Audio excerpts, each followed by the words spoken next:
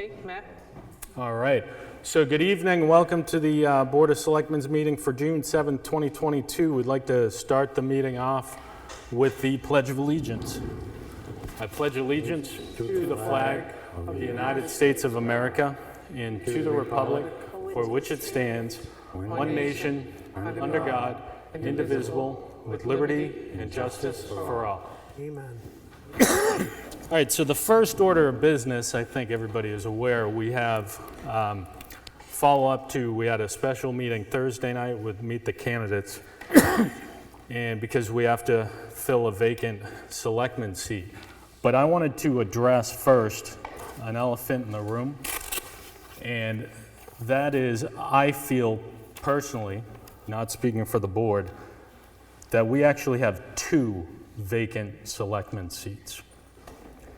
And currently, we only have the power to fill 1. I think we've explained to everybody in the past that we can,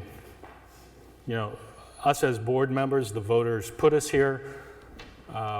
We are accountable to ourselves if we decide we can't carry out the job, we can resign.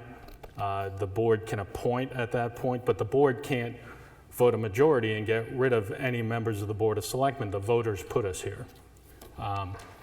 So I would love it if the town did not have to do this again. Obviously we have Selectman Kronalik's seat, which is what this is all about. However, we have 1 board member who has not come to a meeting since February. And that board member has the power to resign. If he wants to resign tonight, that would save the town a whole lot of hassle.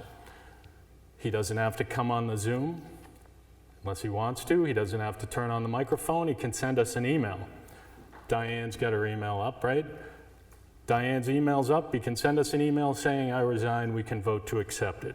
So I am going to start with a motion. Hopefully somebody joins me. I'm going to motion to strongly recommend that Selectman Lawrence Foote resign due to non-attendance from Selectmen's meetings for the last 3 months. Anybody want to second my motion? I'll second that. So Bob has seconded. Is there any discussion? No discussion? Well, I guess, yeah, we can put it out to the public. Diane, this is the live mic, right? Yes. Yeah, so. Actually, Mike, I think. Yeah.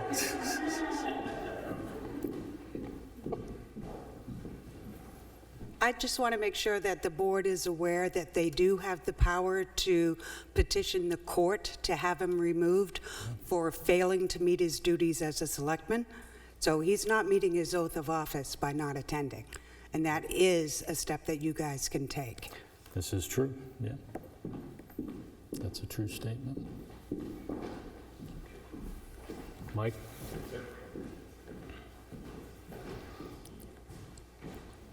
So I've been here a couple times at this podium on this topic. As a resident in town, I think you'd all agree, most people in this room would agree, it's been an embarrassment to the town from start to finish. And not having a participant that's been elected by the residents in town, not being here on his own free will, I think says a lot. And I would agree on asking for his resignation. Yeah, and I want to make it clear, and I think I made it clear in my motion, really as we sit here tonight, my motion has nothing to do with anything other than non-attendance, and I want that clear in the minutes. Everything else, and we don't have to relitigate that, to me that's still an open question. Non-attendance is separate from that. There's never been any reason that anybody was ever directed not to attend. We don't have that power. He was elected by the voters. He can attend meetings. We get sick, right? That's happened before. And I believe in the history of this town, we've had board members who have been sick for extended periods, and they've contacted the other board members and said, this is what's going on in my life, you're not going to see me for a while. So, you know, we basically just have non-attendance, I think is what's going on here. So, any further discussion? Trish? Yeah.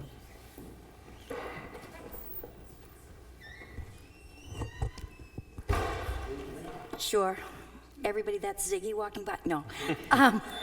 We can start now. There you go. Yes, let's stop talking about him. I don't know if I should be saying what I'm going to say, but I need to put it out there. Obviously, I'm filling in as the deputy or acting EMD right now. God, I wish he'd call. He received a letter telling him, do not attend any government-related meetings. That is why he's not here. He gave the letter to his attorney. His attorney said, don't go. I'm just putting it out there because Who do you get the letter from? you, No, not from me. I saw it, signed by you. Yeah. And this was way back, but I'm just putting that out there because it said, do not attend any government-related meetings. Because I called him to see if he could do EMD stuff. Yeah. And he said, I can't participate in Which anything. is true. So I just want to throw that out there. I feel like I don't want to say I'm hearsay, but I'm telling you what I've been told. Mm-hmm. And I just think the public should know that. Okay. And the letter referred to was, and for people who were here in that meeting, is we had to send him a letter regarding his employment as EMD and a member of the fire department, not to represent the town in any of those. The elected position is different. Not to represent the town in anything. There's the letter. We don't have the power to tell him not to be a selectman. But you did. Okay? You did it on your own. I can't read that. He was put on administrative leave as EMD and fire department. You read the letter, it says any town business. So you got that text from Larry yesterday at 4:15? Yep. So what's Larry's talking to you? He's waiting for his lawyer Okay, to make the decision. okay. I don't Yeah, have it. do you have it? I don't have it, no.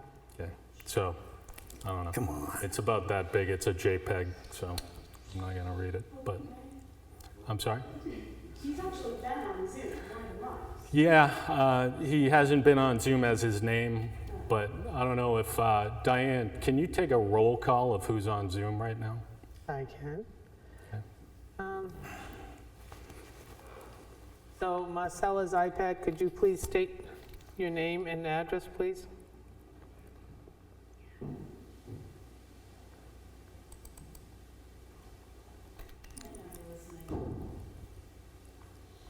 Okay, how about CMISZ? Can you state your name? Up. Do we have a hand up? Nope. Matt, do you want the letter? It looks, Yeah, well, you can read it, Nancy, if you want. Mr. Fitzpatrick, could you please state your name? Yeah, Jamie Fitzpatrick, 15 Walnut Farm Road. Thank you.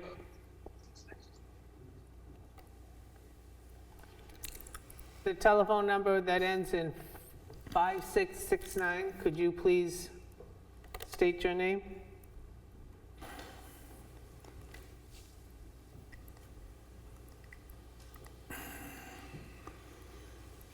Okay.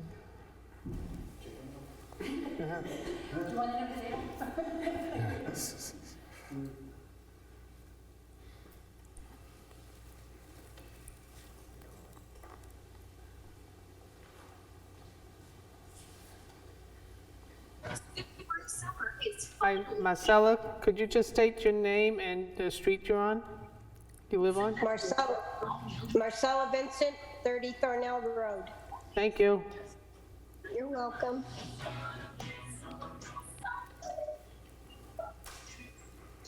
You-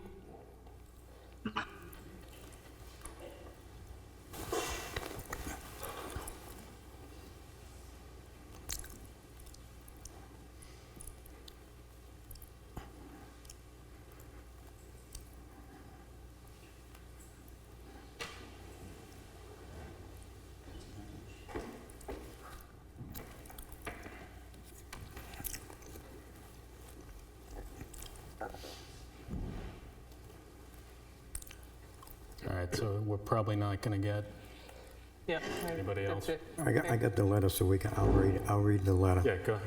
It says, administrative leave. It says, Dear Larry, as you're aware, the town has received some concerns from town residents regarding your alleged conduct. In light of these concerns, it has been determined that it is necessary to investigate these concerns. You therefore have been placed on a paid administrative leave of absence pending completion of the investigation. While on administrative leave, you are not to perform any work on behalf of the town, represent it in any public event, or make any statement on its behalf. In the investigation, the investigation will be conducted by an independent investigator experienced in workplace investigation. The town retained Nancy Oliver for Jackson Lewis in Portsmouth, New Hampshire, to conduct this investigation. We expect the investigator will wish to interview as well as other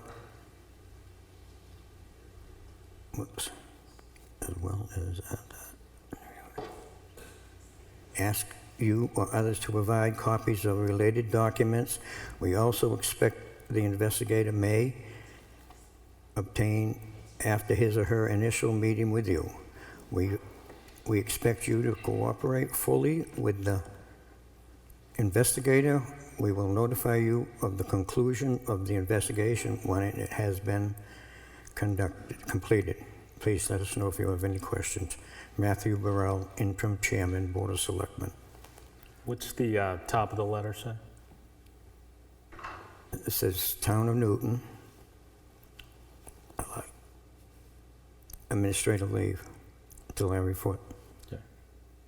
Yeah. And that was following a vote that we had in a meeting a couple of days before that, where we put him on administrative leave for his EMD and fire position. So we don't have the power. But We in talked the- about it before. But We in talked the, about it in I the- know you don't have the power, and that's why he has an attorney. Right. And you stated in there that he could not conduct any town business and be involved in any town activities. Yeah, I don't. That's the killer. So it's interesting that he's never reached out to us and said, "Hey, what's going on?" Well, you're Is gonna, that how many people in this room have heard from Larry since February? I've emailed him twice and no response. Okay, well, I haven't heard from him yet. So it's interesting that, this is the first time we're hearing of this. I don't know. Matt, you're an attorney, and you know as well as an attorney is gonna tell his client to say nothing. Yeah, I until would- it's all resolved. I would advise the client what his rights are under the law, which his rights are to attend And the that's what meeting. his client, his attorney's doing. Right. So I think you're asking for something that you shouldn't be. Sure, go ahead. And you are? Please state where you live in town. Joe Castellano, Willamine Drive. I'm sorry, I missed that. Joe Castellano, Willamine Drive. Yeah. Thank you. Is there a time limit on how long this may happen? How long what, man? The investigation may go on for? Could be We'll wait. 3 months, 6 months, 8 months? We don't know yet. Just waiting on that I information. think we're waiting on a resolution, so, Okay. yeah. I've been in the town for 15 years, and I've been involved with school board meetings and everything else. It seems to be, I don't want to use the word slow walking, I don't want to use any of that. It seems that our taxpayer money doesn't necessarily reflect the people that are in the town. And I just wanted to just come up and just find out how long that may take. And we do have a small community, it should happen relatively quick. And just keep us notified on that. I'd appreciate that much. Just so you know, Mr. Foote brought in pretty close to $1 million to the town last year. Just so you know. I pay $12,300. I do too. Okay. But he brought So in the close to $1 residents bring million in a lot. to this town. Just so you know, Charlie. Yep. A lot of us do too. And the business owners bringing in a lot more too. All right, so this has been a motion. The motion was to request his resignation based on non-attendance. It was seconded. We had our discussion. Any further discussion? All right, and we'll vote aye. Or I'm sorry, all those in favor say aye. Aye. Opposed? And unopposed. So we will carry on with one appointment tonight, and unless anything strange changes. So the motion carried. The motion carried with our recommendation as far as it'll go, and I think it should be noted, it's been noted in the minutes before, but attendance, I know you would. Go ahead while I finish this. We should note in the minutes, and the board can back me up if they think I'm wrong, the board has no power to limit an elected official from attending a meeting he's been voted for. So he could come tonight, he could come 2 weeks from tonight, whatever. So, Mike. Thanks, Matt. Yeah. So I'm going to suggest something, Yeah. just to be efficient. Yeah. You're going to appoint one tonight. Yep. Can you appoint a second as an alternate depending on the outcome so you don't have to revisit this? I don't think so. We can't. No. It would not have any, like, weight to it. Nothing at all. Yeah, yeah. I hate not being efficient. I mean, the one thing I will say is if he does choose to resign, I don't want to revisit I don't want to have a meet the candidates night and all that stuff again. Maybe we can just come back with the same group, you know, but that's just me. All right, so changing gears here, we do have one position open that will appoint somebody tonight. Mary Jo has given me a motion, so I'm going to ask the board, how do you want to do this? Do you want to do this with a polling vote, or do you want to do it as a motion? What's the board interested in doing? At the end, you have to have a motion to I know, appoint. at the Okay, end, yeah, all right. yeah. So, Well, I'm going to be honest, my vote is going to be for Joe Simone. And my reason behind this is Joe is an individual that's been in town for a long time. He's been involved in the politics for a long time. He's a trustee to the trust fund. He knows where the money is. And we would not have to spend 6 months training an individual. I have no problem with the other individuals, but we would have to train them. We'd have to bring them up to date on a lot of different things. So my suggestion is Joe Simone. Bob, do you want to make your suggestion? My suggestion is Mr. Conley. You want to give any? Well, quite frankly, he showed leadership skills that night, candidates night, when Lisa got up and spoke about people filling the office. Mike got up, took the podium, and he was the only one that responded to what Lisa said, saying that that's why there are alternates on the board. He did it not in a disrespectful manner. He did it as a matter of fact. He put the truth out there, and then he went and then he sat down. The way that Michael conducted himself and has conducted himself on the zoning board that night here, he conducts himself with a little bit of humility. He has a presence about himself. He has from what we've learned from him, a lot of knowledge that he's using in his work. I think that in that leadership and what he knows as far as that, bringing that to the Board of Selectmen will help bring this town further into the future where it needs to be. And he seems to have that positive attitude to go ahead, to go ahead and take care of things. Thank you. So naturally, there's three of us, so I'm a tiebreaker, right? Kind of what's going on here. So I would like to say this first and foremost, and I think for this part of it, I probably speak for these guys, is there's nothing personal here, right? It's just about qualifications, and it's one of those things where we're not all necessarily wrong, we're not all necessarily right, we just have the power of our one vote to move forward. All 5 of these people could help the town right now. Many of them are already, and I hope to see, potentially all 5 of them on the ballot in March, I think would be a good thing. To me, it comes down to qualifications. 3 of the individuals, I'll tell you, to me, Dan, Rick, and Anthony, I would like to see you more involved in the town. I think you'll do a lot of good things for the town. For me, it was just, now was not the right time for you guys. Maybe in the future, like I said, March would be a good thing. Now, so that leaves 2 people. If I could put 2 people on the board tonight, and I could vote that way, I would put Joe and I would put Mike on the board. I think they're ready now. I agree with a lot of things both Charlie and Bob have said, that they're ready to help the town now. They could, back in the day when I used to get reviews, there was a thing, development or ready now for the job. I think these guys are ready now for the job. Unfortunately, I only have 1 vote. And again, it's me, right or wrong. I've had to think about this because I was thinking maybe a miracle wouldn't happen. I wouldn't have 2 votes to pick tonight. But I'm probably going to vote with Bob for Mike Conley tonight. Joe, no offense. Joe, I hope you run in March, and I'll support you in March. I think you're ready to be on the board right now. For me, Mike was just a little more, right or wrong.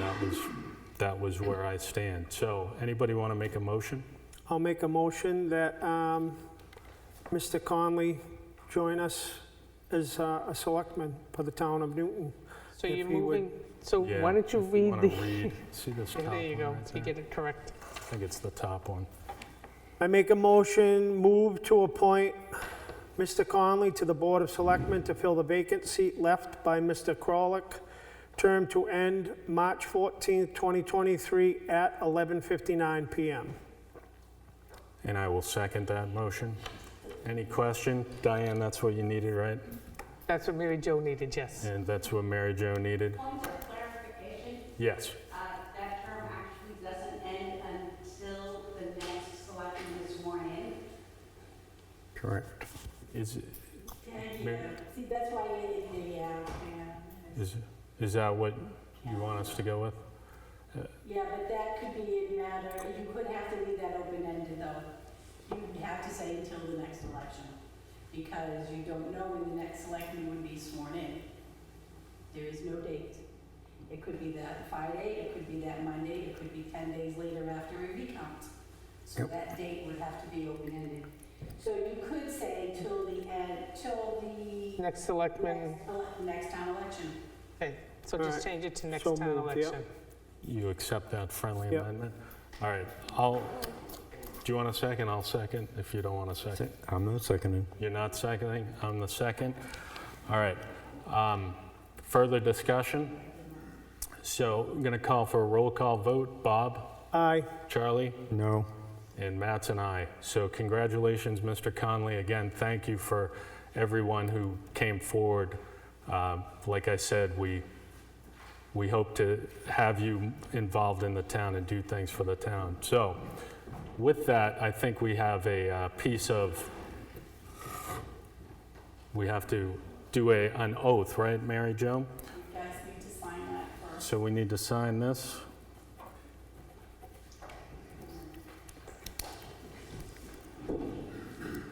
And while these guys are signing, it should be noted, as we talked about in the last meeting, it's going to be a 10-month appointment. So at any rate, if we made the wrong decision, the people have their say in March.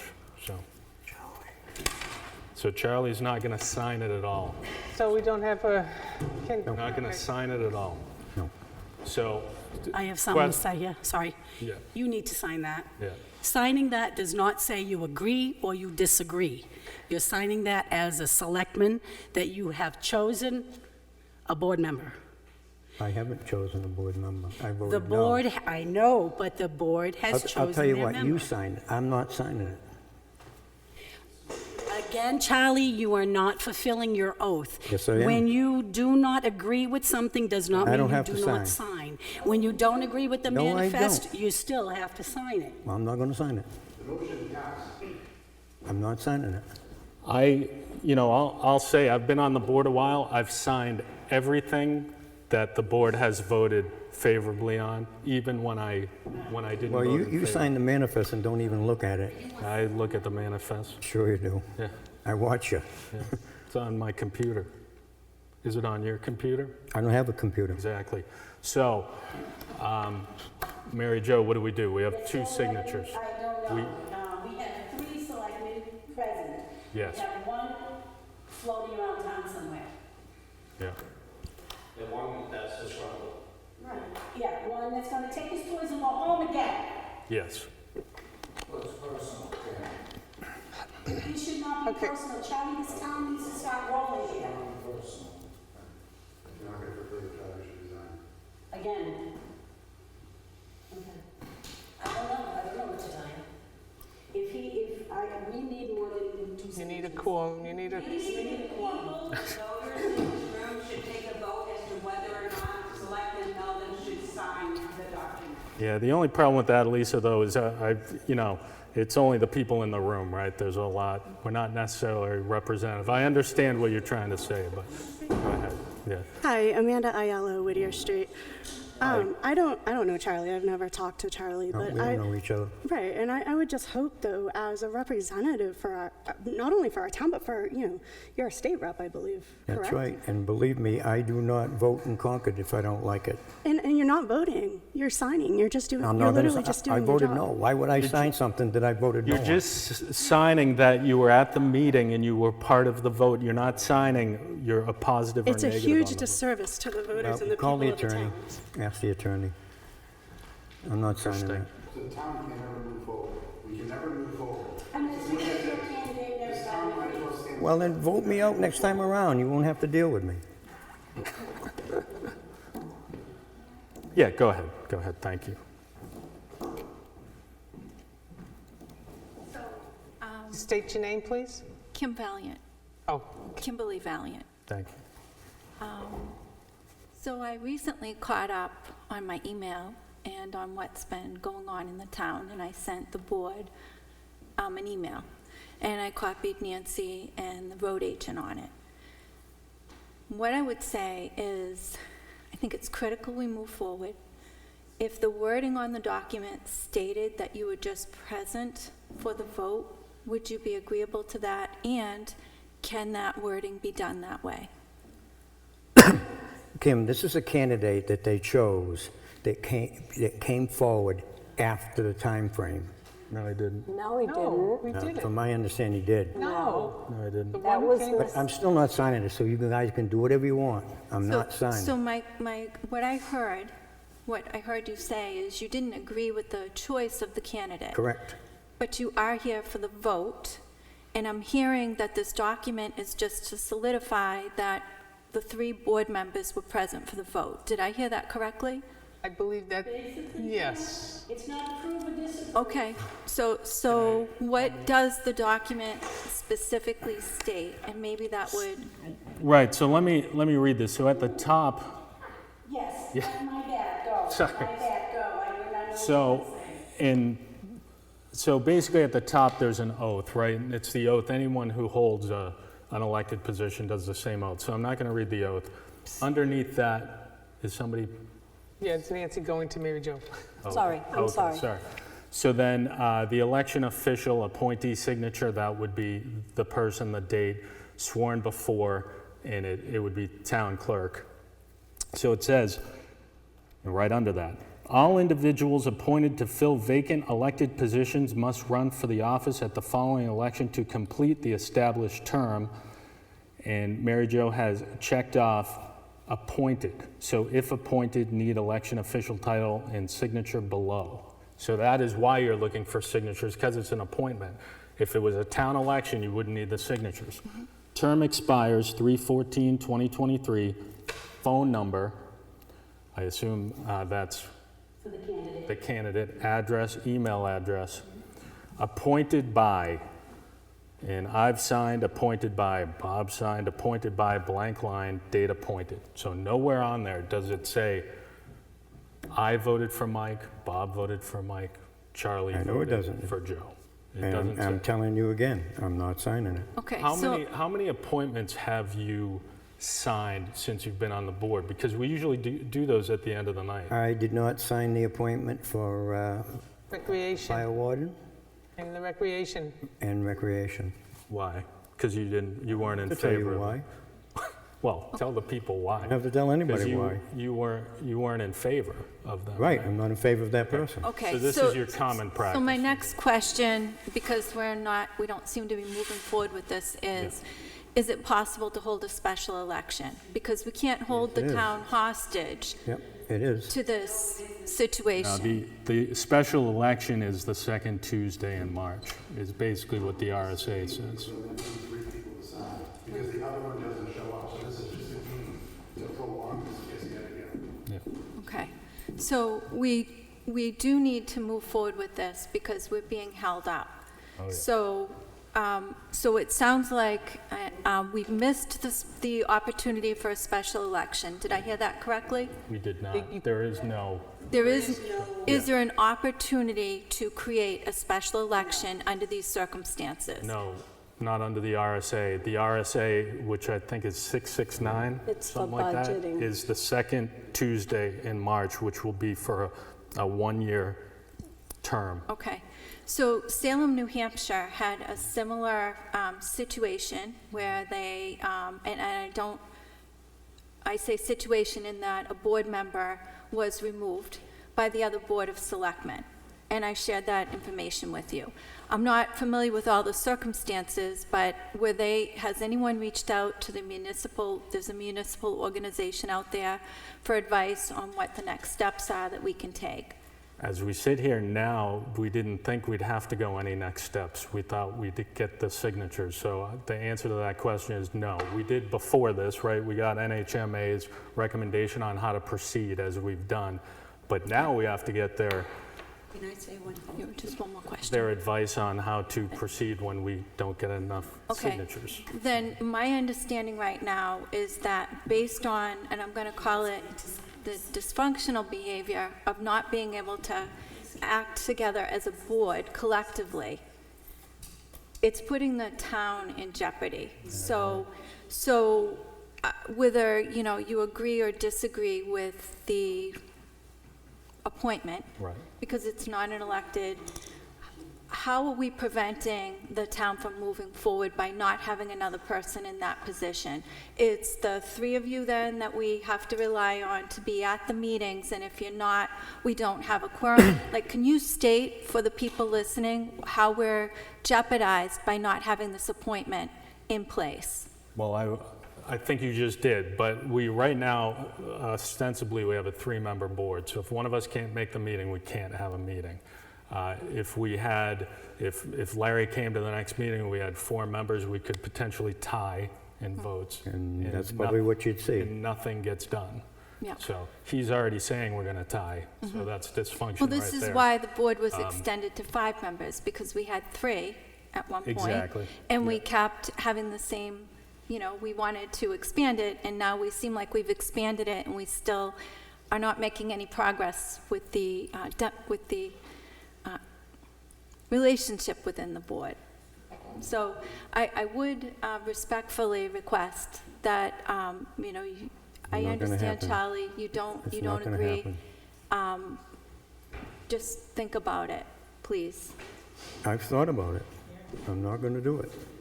It's my signature. Charlie, you're acting like a 10-year-old that's not getting Well, his that's way. wonderful. And you might as well just walk out the door now and we just cancel the rest of the meeting. I'm sorry, excuse me. I'm a business owner. I'd fire all, not you, you'd be fired. All right, I just want to say Lisa, go ahead. 2 things. One, if the board does not appoint in a timely manner, the state has the right to appoint for you. Let the state Does do it. this board really want to let the state do the appointing? Nope. Because they probably still won't Me. choose your candidate, Bother Charlie. me. The other comment I want to make is in response to one of the statements that she made when we went from a 3-member board to a 5-member board. I just want to remind the voters that we have one board member now that was on that 3-member board. Yep. Selectman Melvin was on that board.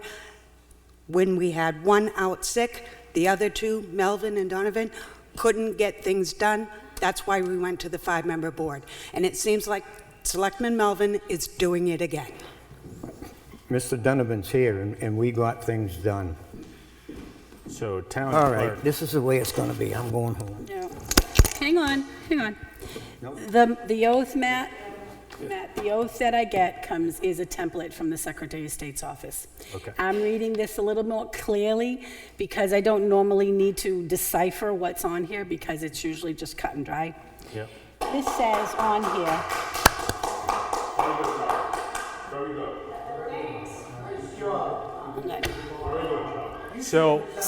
So I'd just like to, for cable, so at 6:36, the meeting came to an end. Can we finish Mary I know, Jo's? well, yes, but just so it's in the minutes, this is no longer a meeting where a bunch of residents sitting around listening to the town clerk telling us what the law is. So, 1 second, Mary Jo, do you want this to be recorded?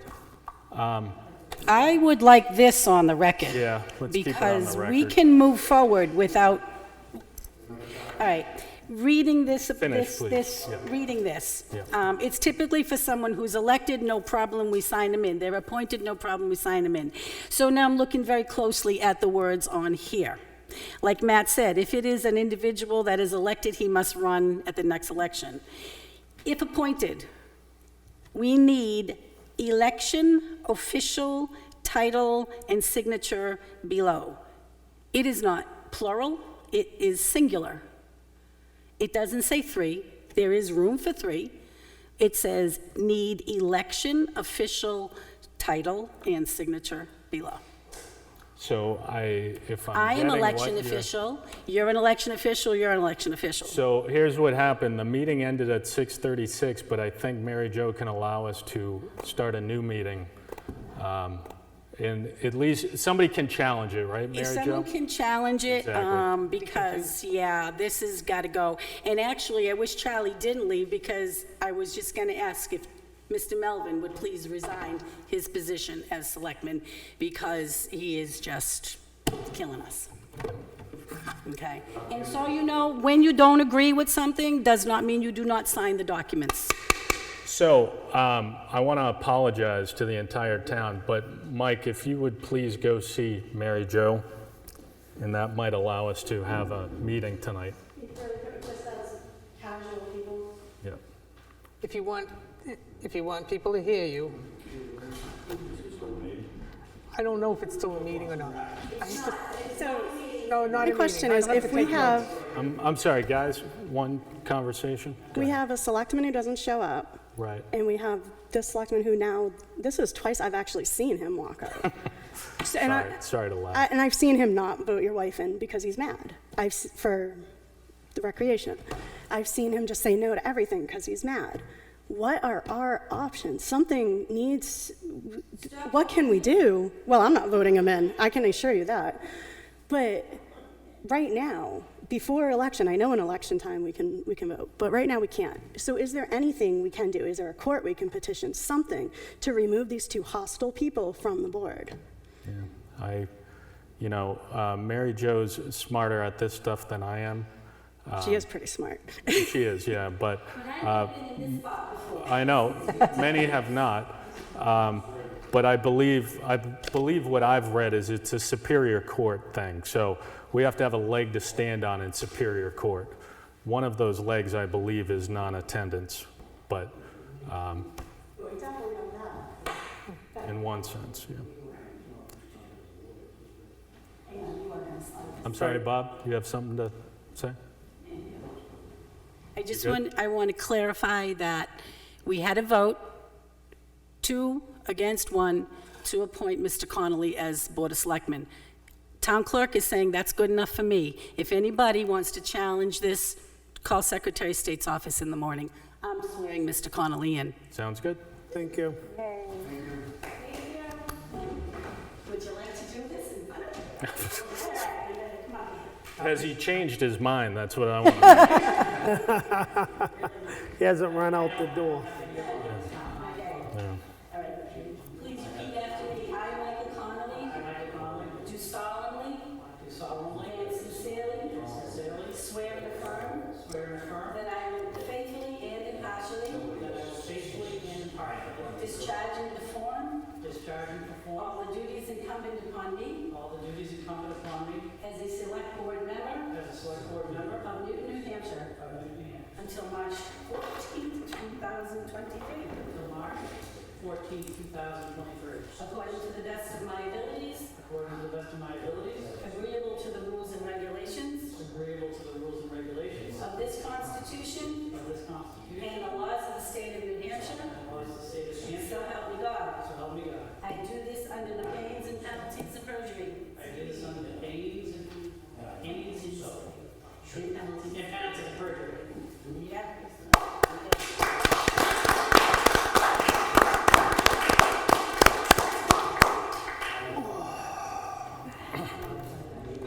All right, so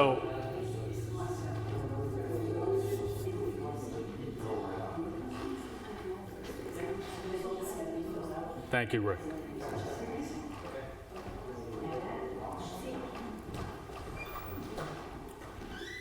So I think you kind of have your pick of seats tonight, but I don't think he wants to sit behind the yeah, seat. exactly. So congratulations, Congratulations. Mr. Conley. And so it looks like 6:42. I'd like to call the meeting back to order, the Board of Selectmen's meeting, and just to vote as to whether it's believed we have a quorum present. I'll poll the board. Mr. Conley? Yes. Mr. Marchand? Yes. Mr. Burl is a yes. So if somebody, as Mary Jo said, if somebody wants to challenge this, then they can, but we're holding a meeting right now. So the first, we're only through letter A so far. Let's move on to letter B, commercial trash hauling policy update.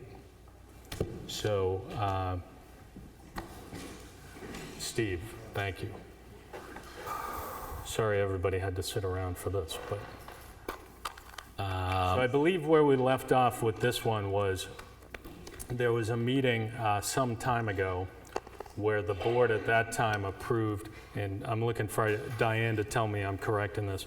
The board approved a 90-day window to try with an additional vehicle for your company to haul trash. It was a 90-day, it was kind of a try it type situation, and for whatever reason, bad on, not these guys because they weren't on the board, bad on myself, other board members in the office, we let that window go without getting back together to vote if it's a permanent change in policy, right? So I think the intent of the board at that point was to make sure it was going to work for everybody. I do know, and kind of cutting to the chase here, we had at least one resident come forward because there is a truck, I think, in your service, which at times he's been at the transfer station that says Sandown trash hauling. And I personally, and I think others agree, that's a bad look. So we need to get some info from you as to who's working on your behalf and how do we move forward and whatnot. So I think that gets us up to date, so. Yeah, so the employee that I have working for me is from Sandown, and he has a small trash service in Sandown. To my knowledge, the last time we spoke about it, he told me he had 7 customers. So it's not a big venture out there, but he does have a company out there. They operate the same way we do. They have their own transfer station, and residents pay companies to bring it from their home to their transfer station. How many customers do you have currently? I've got, I believe, 110, somewhere in that ballpark. Okay, all Newton? All Newton, yeah. Okay. Do you do any sort of trash hauling in other towns yourself? No. Occasionally I'll get a request from somebody who knows somebody in town to like haul junk away, but that does not come to Newton. In fact, I bring all of my bulk stuff to Raymond just to not upset anything that we have going here. So,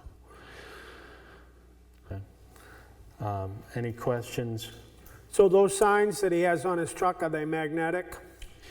they are magnetic, and I've asked him to remove them. In fact, I asked him to remove them from day one, but he had left them on 1 week, or I don't know, maybe multiple weeks. Could you speak up? Yeah. Sorry. Yeah, talk to the rest of us. So he does have magnetic signs on his truck, and I asked him to remove the signs from before he even started hauling trash for me, and I actually had him sign an agreement, and in the agreement was the removal of the signs, and I've talked to him about the importance of keeping those signs off, because I think that was really the catalyst for the misunderstanding that happened down there, and he hasn't done it since. Sorry, I don't. So, because I mean, you can probably understand the perception is, if I'm a taxpayer, I'm emptying my trash, and it's like, oh, Sandown's just coming in here for free. I would encourage you identify your vehicles that way. You know what I mean? Like if I don't know how much magnetic signs are, but if you had Newton trash haulers, so there's no question, and one would hope, and it sounds like you had them sign an agreement, just like we have the same agreement with you for the permit you have, that, if you kind of violate the rules, then the permit goes away. Yeah. Mike, any questions? No, I think it's smart though that Is your mic on? Sounds like it's off. no, it's on, it's not on mute. Probably needs to be turned up.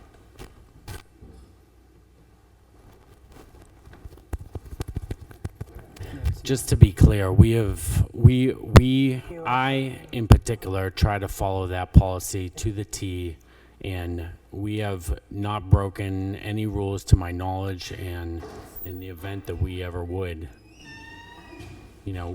we're doing everything we can to comply with that policy, and what's more, go above and beyond to prove to the town and to the residents that it's been a privilege to work and operate this business in town using the facility. Were you saying something? I just think it's important, as you mentioned, Matt, that any other name other than Newton on a vehicle, that it may be reality that you're just doing Newton, but the perception's different. I think it's just a smart business practice for you to make sure that doesn't happen. I totally agree. Joe, did you have something, Joe? Yeah. Joe Simone, resident of Newton. A question I have is, what is the weekly charge that the residents pay, and what is the amount of the permit on a yearly basis? I think Steve can answer one of that. Well, both questions probably, but Diane, per the policy, $500. $500 for the yearly permit. I charge by the month, and it's $35 a month or $200 for 6 months.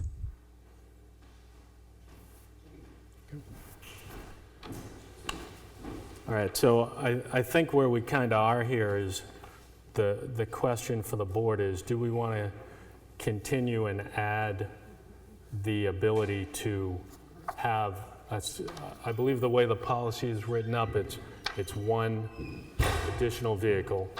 So we would essentially be voting as to whether we wanted to make that a permanent change to the policy. So you would make it 2. You would Well, yes, right. I was saying additional, but 2 vehicles under the one 2 permit. pickup trucks, correct. Yeah. So, and continue, and probably we want to put something in there about, proper signage. Yeah. Right. But does anybody want to make, Joe, do you have something on this one before we vote? Yes, I do. Yeah. I think the board needs to look at the permit and adjust that accordingly. Accordingly how? Do the math. Well, when you say do the math, are you saying you want to raise prices on the permit? Probably need to take a look at raising the prices. A lot of issues at the dump that need addressing that I think have not been addressed. We have hoppers that are broken, we have fences that are falling apart, and we have a driveway that's crumbling. Right, so if you give one person a permit to haul trash, Just part of the process. so what's a number? I don't know. Okay, You folks figure it out. okay. Anybody want to change the number on that? You know, my thing was, when we started this years ago, was where it's a permit to provide a service to the town, and we established what the cost of administrative fees would be, and that's how we arrived at 500. If administrative fees have grown because of this service, then we should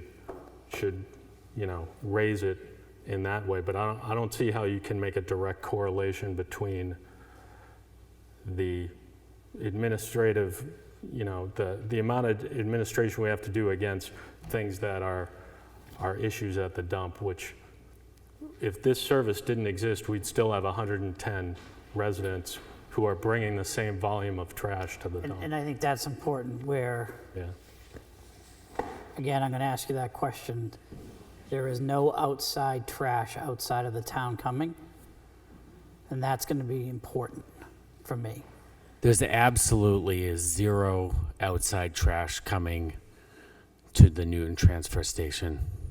Zero. So it's administrative, right? It's equal volume to equal volume. Right. So when we're on there, we're like, Diane has some administrative duties because of this. Right. Pete at the shack has some administrative duties, so we tried to affinitize that with an amount. So, okay. Joe, you look like you have something else. Yes. Yeah. Can anyone tell us what, can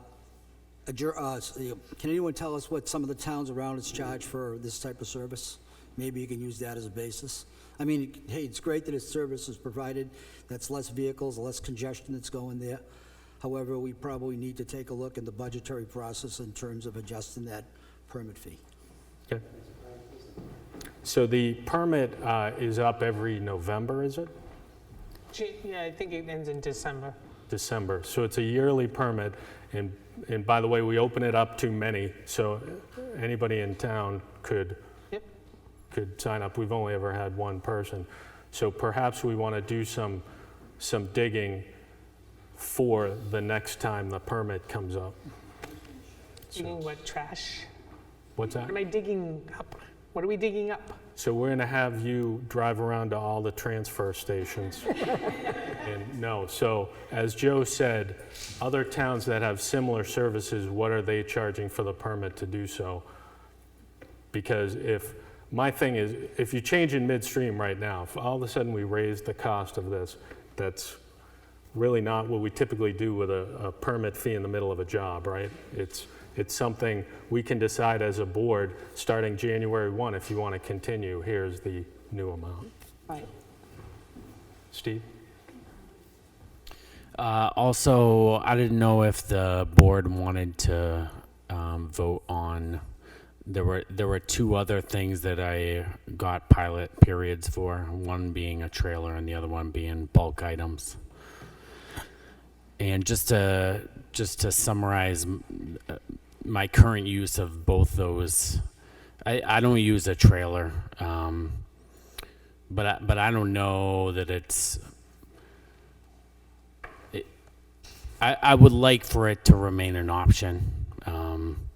For me right now, it's really more of a hassle than an efficiency. But the board did vote to allow me a trailer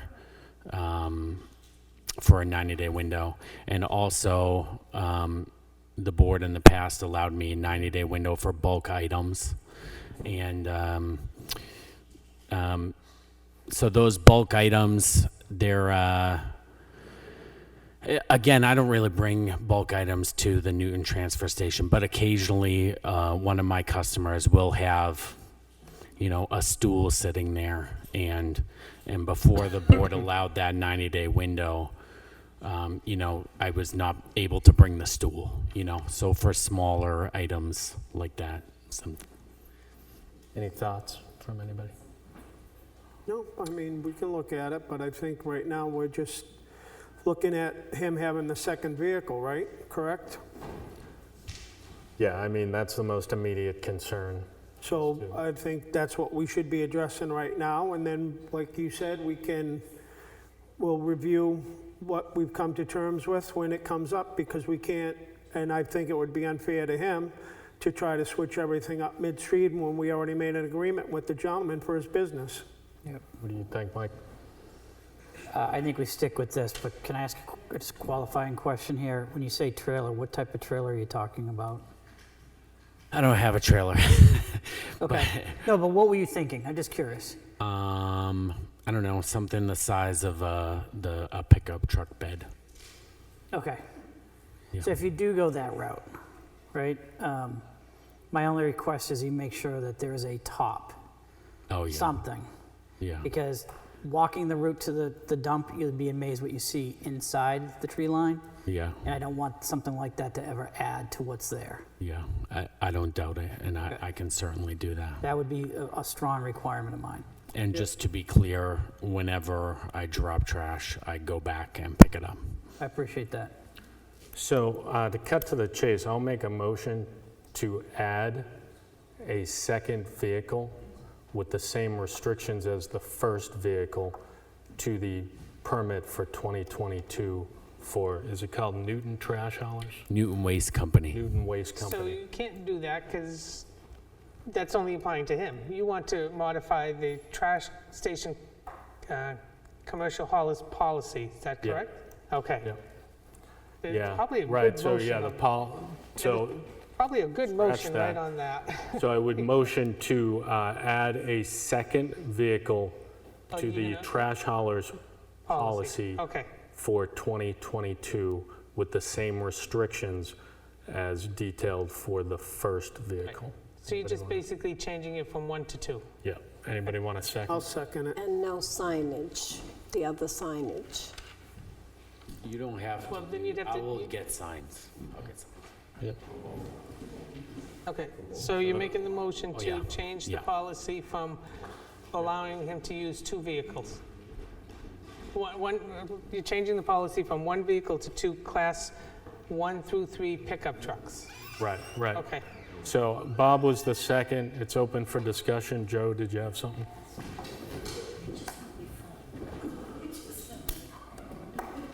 Okay, so I'm totally confused because I was not involved in privy. I just heard a lot of things relative to the initial agreement. So I think we're trying to add on things.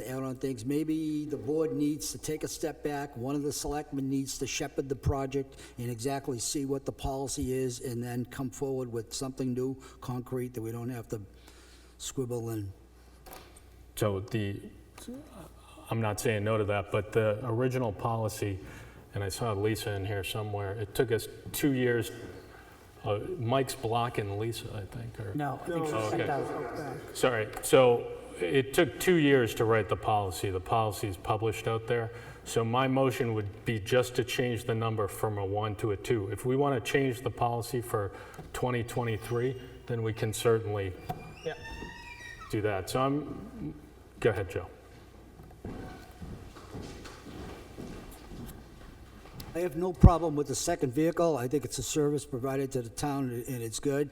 However, we just need to be consistent in what we're doing. If the policy took 2 years, why does it take 2 years? If it takes 2 years to do, and you're just gonna put an addendum to it, maybe you need to look at the whole thing and make sure it's structured properly so it protects everybody at the same time. Okay, fair enough. The other question I have is, I don't know this gentleman personal, but, thanks for your service and what you do for the town. How much is this gonna tie up the traffic at the transfer station? I'll tell you, if he wasn't one vehicle and now How two about more vehicles, I realize there'd be that. 100 But vehicles. I'm saying, how is this tying up traffic when he does bring the thing there? I don't know what the procedures Yeah, are. I don't know, Pete's Are there not here, procedures So but in place? generally, he comes in during the week. I've talked with Pete about it, so that the busy week, the weekends are the busiest times, to where they'll get upwards of over 300 vehicles at times on Saturdays and Sundays. However, on Tuesdays and Thursdays, generally about 120.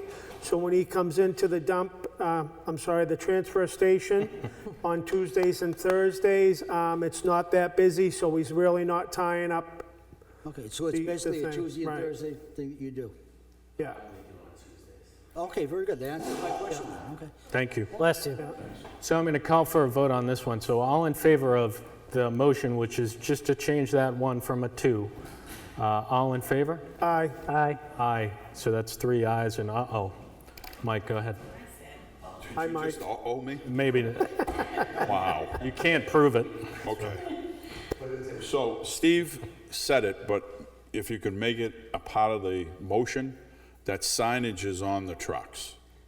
There's some sign on the truck that indicates to residents or whoever else is in town, when he sees it in there, that it is a company approved by, you guys have mentioned it, but could you add it to the motion so he has to have a sign?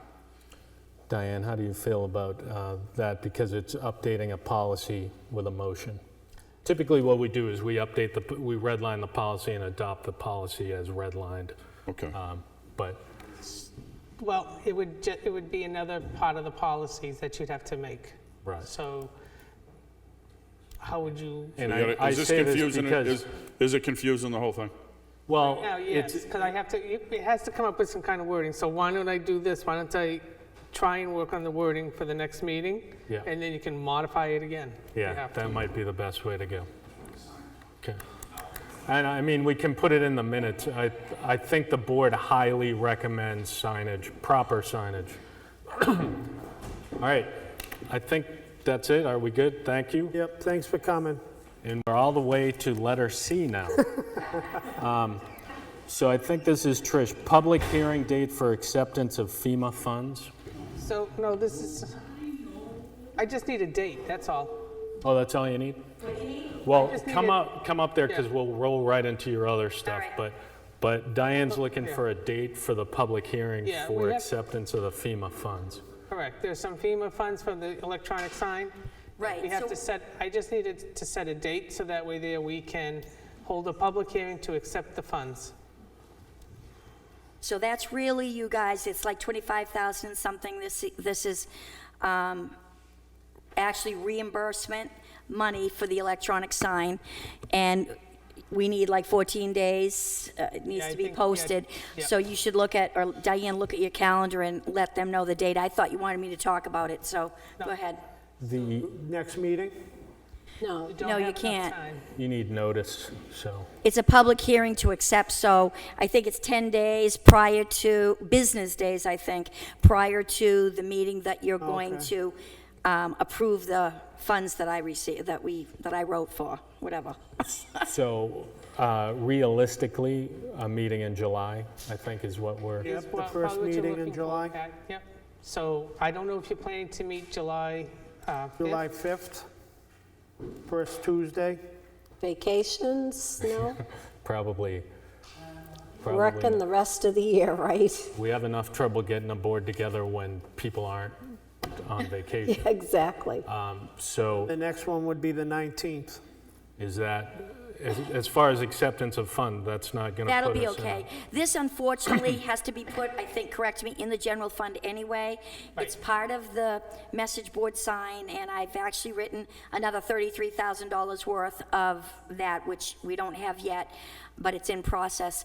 And what happens is, as we've learned from our auditors, that's going to go into the general fund, and then we're going to write a warrant article for the March meeting saying X amount of money that really came from the electronic sign will go into the emergency operating fund, which can be used only during an emergency. And I'm going to explain, like right now. Right now, we're still in a pandemic. It's still an emergency. We have no money, as you as selectmen know, and Mike, you'll learn, we have no money in our payroll. But because we're in an emergency, a federal emergency right now, had we had that money in that emergency operating center fund, it could be paying payroll. Instead, as a result, at the end of the year, we're going to be in a huge deficit. You can't fire me, don't fire me. No, because we had no way to pay me. So this money is crucial for the operating center to survive during an emergency that we don't get paid for. I can get grants, I can get reimbursements, I can't get payroll. Just so that you know, that's what's happening with this. So July 19th sound like It's the best we can do. could do it at 7 o'clock at the beginning of a meeting. It's probably going to take us 15 minutes. Yeah, not even, right. 7, Board okay with that? Works for me. Yep. okay, on the 19th? Okay, All right, and I think that's it for C, right? yep. Okay, so Trish, while you're up there, D. D, okay, so I'll ARPA, make this EOC. quick, because you've already been here probably too long. So quick numbers, and you can look this up, but I just want to remind you, for those of you that haven't been vaccinated, even kids, remember, we can do the vaccinations, kids and adults. We've had 17 new cases in Newton in the last 14 days. You need to know that. So far, we've had 43.9% of our population in Newton fully vaccinated. That's only 2,176 people. Not so great. You should probably know that total cases in Newton completely so far we've had, and many of those have recovered, is 1,092. And you'll be happy to note that as of May 20th, we've got no new school cases, so that's wonderful, whether it's students or staff. So that's really good. The only other thing I wanted to update, well, two things. So the EOC, Seabrook, we've been involved with our Seabrook drill. I had to meet with Homeland Security today. We spent a lot of time together. I wanted everybody to know that our last drill, which was, I want to say, April 6th, was outstanding. We got an unbelievable review rating, a very great work on people that some of them, we had 9 new people in our Seabrook drill. So we were really happy to get such a successful rating. So that's kudos to everyone in TV land that actually participated in that. That was great. We also get from Seabrook 8,500 in our Seabrook account, which we get broken down into quarters. So our quarterly review, I'm doing the next quarterly review by the end of this year. That brings another $2,125 into the Seabrook account. So that's good. The ARPA committee, we meet almost every week, and so Charlie Melvin's on that, Chief El Cadino, Chief Jewett, Jack Kozak, Pete Gagnon, Joe Simone, and me. We are covering all kinds of things. We are going to be coming back to the Board of Selectmen for approval to go out for RFPs. Some of them are state bids. It's a variety of stuff. Some of it is going to be sealed bids. Some of it is for filters and ventilators for the buildings, HVAC systems. Some of it is for the printer for the planning board and ZBA. That's going to have to be a steel bill bid. Roughly the quotes we've received so far on the committee is anywhere from $7,000 to say $8,000. So we're going to come back with it written up the way we want it and just get hopefully your stamp of approval so that we can publicize it and do what we have to do to follow our purchase policy. We're working on medical needs. The fire department, IV pumps we need, and that will be covered under the ARPA grant, and defibrillators, which is going to come close to $40,000. It's specific providers, it's a state bid. We're going to come out for you for that. This is going to save a huge amount of money because now it's coming out of ARPA and it's not going to come out of the taxpayers' money. So it's very successful. And was that everything? We're working on generators right now. That may have to be a state bid rather. And transfer station needs. We know the water in the buildings and the septic are all issues we're trying to deal with. It's not something we could never do as the town, according to our budgets. I did find out that as much as we'd love to give them a new building, we can't do a new building. That wouldn't be covered under ARPA. But we actually can provide water and septic. So we're working on that.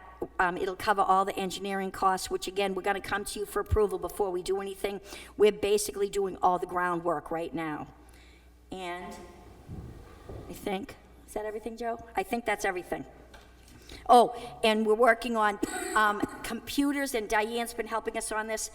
Technology, they will cover updates on technology because it's considered forward thinking. When I spoke with the U.S. Treasury and with our rep at the Municipal Association, they were thrilled at what we were doing and said this upgrade in forward thinking for computers, technology, cameras for security in multiple places, not just our buildings, but maybe at the parks, they were all for that. So there's going to be money spent there, and again, once we finish our homework, we'll come back to you with the details and hopefully just go out to the RFP or follow our purchase policy as required. And I think that's it. But I think you have another thing on here, right? Oh, do I? For the hazardous mitigation plan? Oh, I do? Yep. Oh, that's so important, yes. So the hazard mitigation plan, so those of you that were running for selectmen, actually my intent was, and I spoke to Chairman Matt this morning, I was actually going to send you the 69 pages of the hazard mitigation plan so you wouldn't be sitting here and in my biggest fear, maybe not be able to approve it because you don't know about it. It's 69 pages that you're going to have to read. Do you have that on your computers? Okay. Diane's saying yes. We have, yeah. Here's what this is. So the hazard mitigation plan is done every 5 years. We start it 2 years before it's actually due because it takes that amount of meetings to come up with everything. And it covers everything that a town might need. The plan is required by the feds if we're going to have grant money. So this hazard mitigation plan was completely finished and sent to the feds. It was approved on March 18th by the feds and sent back to us for Board of Selectmen approval. And then they'll give us a signed copy after we get your signatures, and then we get the federal signatures. But I have an email that it was approved. The problem is they approved it on March 18th, and that's when we were going through the little transition with our meetings and the board, and it got slipped under the carpet somehow, and it never got approved. So we need to have this approved because I have 9 grants that we've completed and paid, and actually, Larry Foote helped with those as well. We have 4 grants in process right now. One of them is for a striker stretcher for the fire department, a Lucas product. We're working on a grant, hazard mitigation plan for twin culverts over in Wilders Grove Road. We're working on the striker stretcher for $55,000. All these things are in process and is crucial on this being approved because I've got to send a copy. If it's not approved tonight because you don't have time, let's do it at the very next meeting. We also have, no, that's what you need to know. The hazard mitigation plan, one of the things that, and some of you have participated, some in the audience have, I think Lisa has, Joe has, Ziggy has, I think Matt, you have. We get a certain amount of credit, I'm going to say, in the way, I'm going to call it phantom money, $25 a person that participates in us having our meetings and talking about, flooding, windstorms, and anything that could happen, a hazard mitigation issue in town. So everybody that participates, you actually are worth $25 a piece. We're not going to pay you, but that's what you're worth, okay? So a lot of people in the past, if you look at the grant, the last few pages, you'll see all the different people that have participated. Police department, both chiefs always. The police department, some of their officers, the fire department, Nancy has for years. Lisa has, most of the selectmen have. So that is how we get to this grant. This mitigation plan that has now been approved. It's because we all worked on it together and came up with this plan. So that's really important. And Mike, you don't have it. I was gonna send it to you. My plan was to send it to you, but I was with Homeland Security till 5 o'clock, so I didn't have time. Should say you were with Homeland Security working on Seabrook stuff. on Seabrook stuff, Yeah. not that you were held. by Yes, held, Homeland. hostage, actually. It was wonderful. No, why I'm hot. No, it's hot in here. So do we, you know, as we've talked about before, you know, we can put these things forward. We can, you know, with the understanding that they were prepared by the subject matter experts. Do we want to do that so that we can make sure we Move forward and get are our grants. There's one grant that's forward, so- hanging out there they're gonna be waiting for.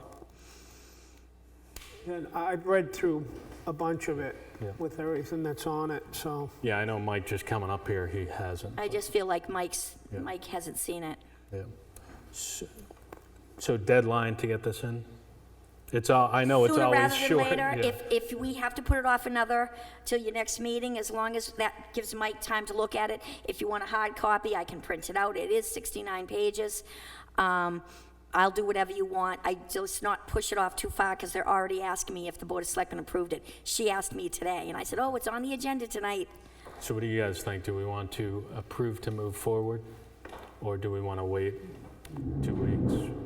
It is 2 weeks, right? Yeah, Just so you know, it is approved by FEMA, correct? Right, a Fed's already Already approved it.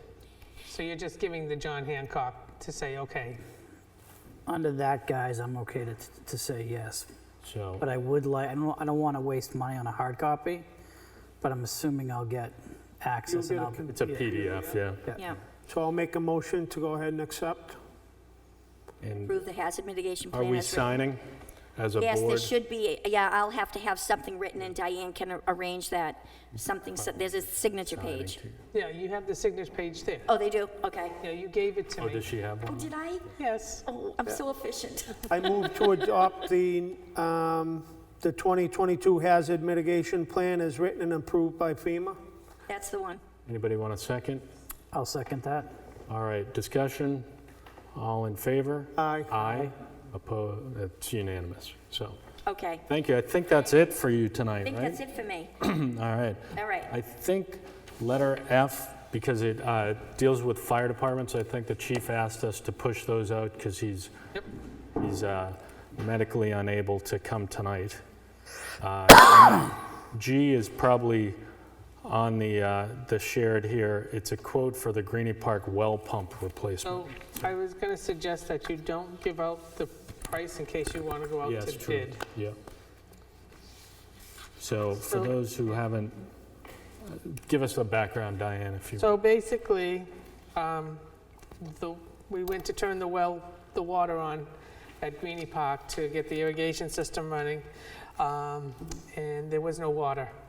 So I called a vendor to come and look at it, and they checked and they were getting power at the switch, which is inside the shed, and they cut the wires and they got power outside. So we know that it's down inside the well, and in order to get that fixed, we have to replace the well pump. And it's a 505-foot well, and it's the old style pipe where you have to have a crane to pull it up and you undo like 20-foot sections all the way around. So it's not cheap. So kind of two questions. One is, do we want to go out to bid? I think we should because of, You could go out to bid, but you could also probably just ask for more quotes too. instead of- That's what I was gonna. yeah, exactly, well, yeah. I one or think the other. we- Yeah, We'd want to do the quicker route and just put out for quotes, yep, because we had talked about it, the grass, we could end up having to yeah, yeah. redo the whole lawn in the park if we wait too long and we don't get water to it. It actually looks pretty good because we've had so much rain. Right, but But- I'd hate to have like a drought and we can't put the irrigation system on, and then all of a By sudden August, it'll we be- have to resod the whole thing. Because God knows sod is not cheap these days either. Right. All right, so anybody want to make a motion to that effect? Get some more quotes? I don't think you need a motion, I'll just get the quotes. You good with that? Yeah. Okay. Yep. All right, so G, we're moving on. H, we have an intent to cut tax map 05-05-10-6 on Whittier Street. Whittier Street, yeah. Oh, Trish is back. Sorry. Can I speak to this? Sure. Okay. I'm not sure how much information that you have, but This is your conservation hat? this is Okay. Conservation Hat. We have a vernal pool in the middle of that property. If you look at the intent to cut, and I don't have it in front of me, so I'm going from memory, I think it's like 7.84 acres, and it's a clear cut for 7 acres. The problem is we got a 75-foot buffer that's supposed to be around that vernal pool. But even more so, I called Bill Landry, because he's a cemetery trustee, and confirmed that there is a cemetery in the middle of this property. And there is a 25-foot buffer around all 4 sides of that cemetery. So although I know we love to approve intent to cuts, I get that, but this I think you're going to have to do a little homework on. It's a huge problem with the 75-foot buffer on the vernal pool and 25-foot buffer around the cemetery. And that's an RSA, and I don't have it 289 maybe, I forget, I think I sent it to Nancy. But we can't play with that. And unfortunately, maybe the logger doesn't even know this, so I would think sooner rather than later, we need to let him know there is a cemetery in the middle of that property. So in these situations, would conservation ask to do a walk, a site walk? Is that what would happen? You know there's a vernal pool there? Yes. So I imagine somebody's gonna have to determine 75 feet around the vernal pool.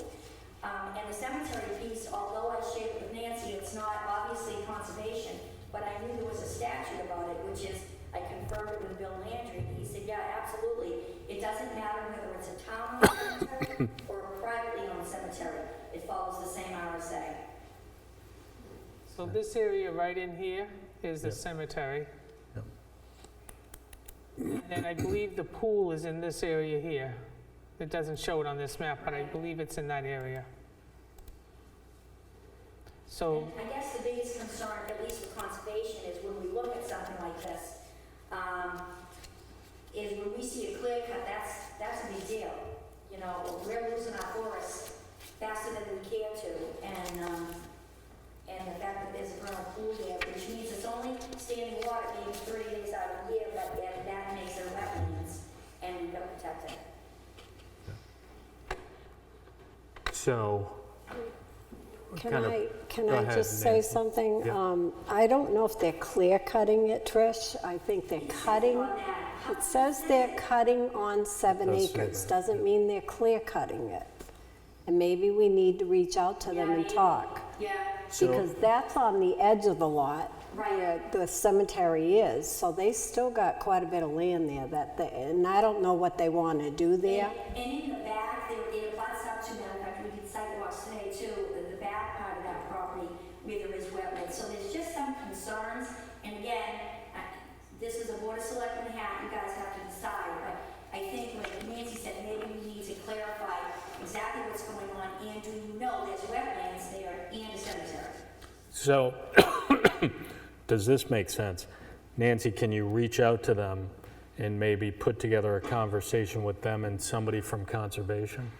Does that make sense, Trish? Sure, okay. And, I mean, it doesn't have to be formal, basically get on the phone and, everybody cool with that? well, before you do that, the assessor has also chimed in.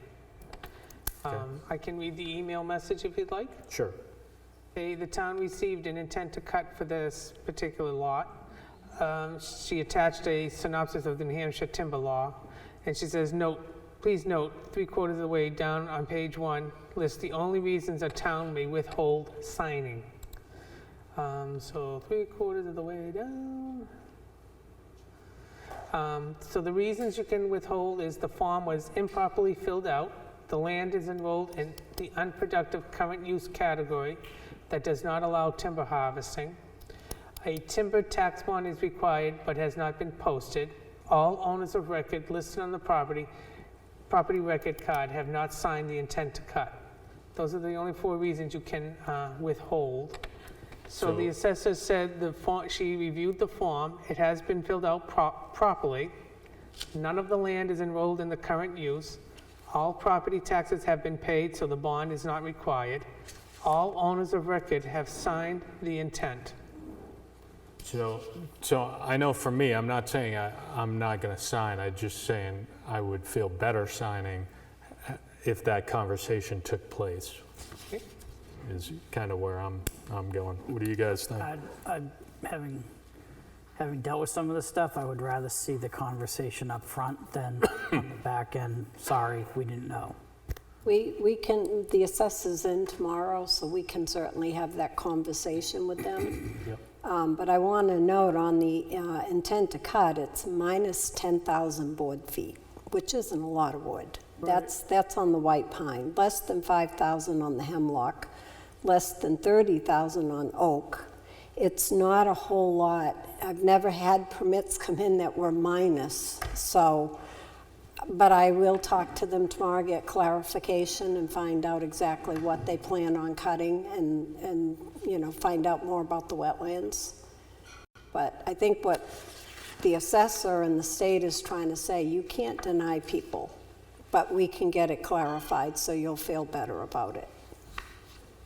Great. Did you have something to say on this subject? Yeah. So I would say there was clear. Can you speak into the microphone? Or you can move the microphone. Yeah. There was clear cutting done off of 108 at one point, and you're right about all the considerations. They passed, all boxes checked.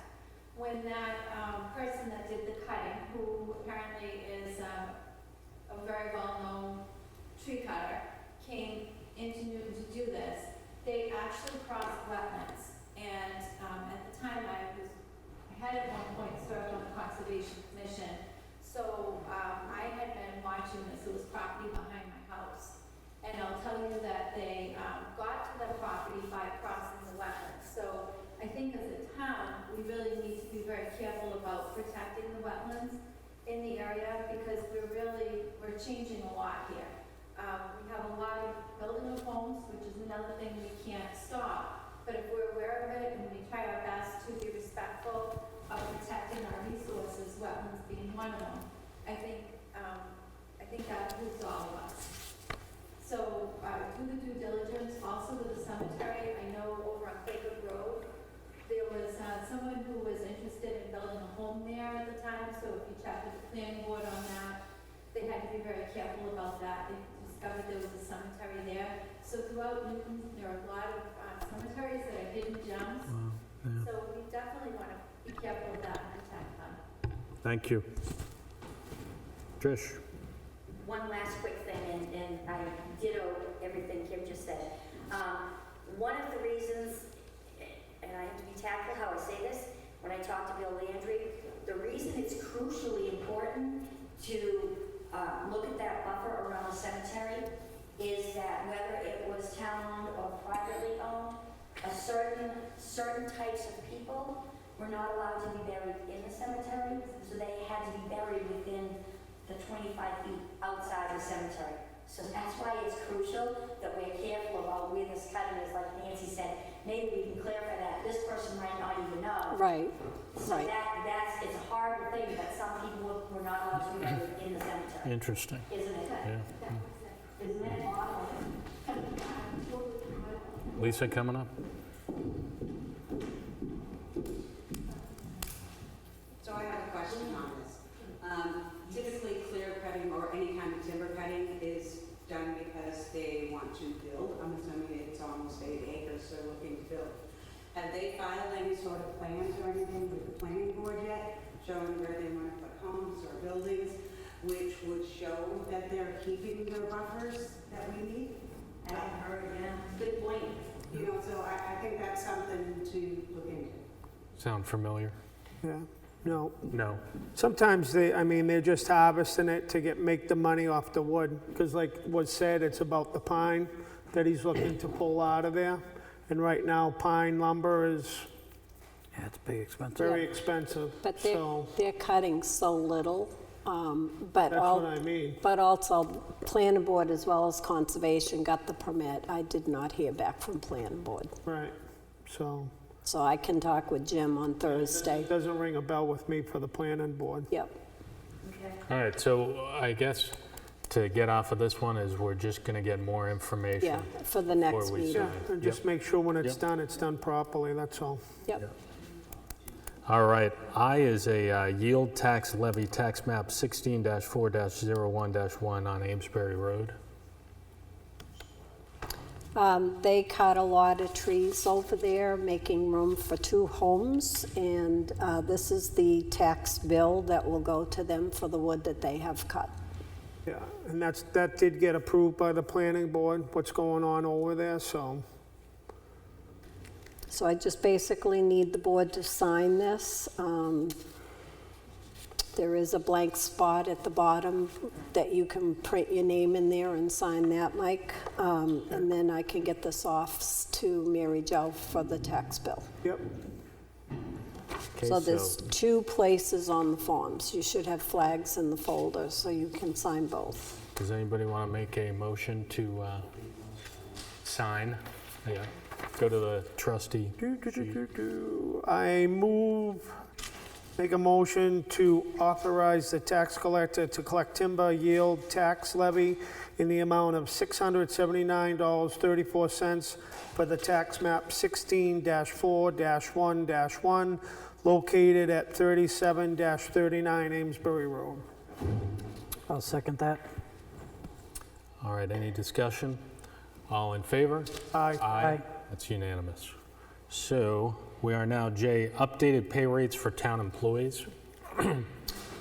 Basically, I updated as of today's date where all the employees are situated with their hourly rate of pay so that the board has a clean slate once I leave.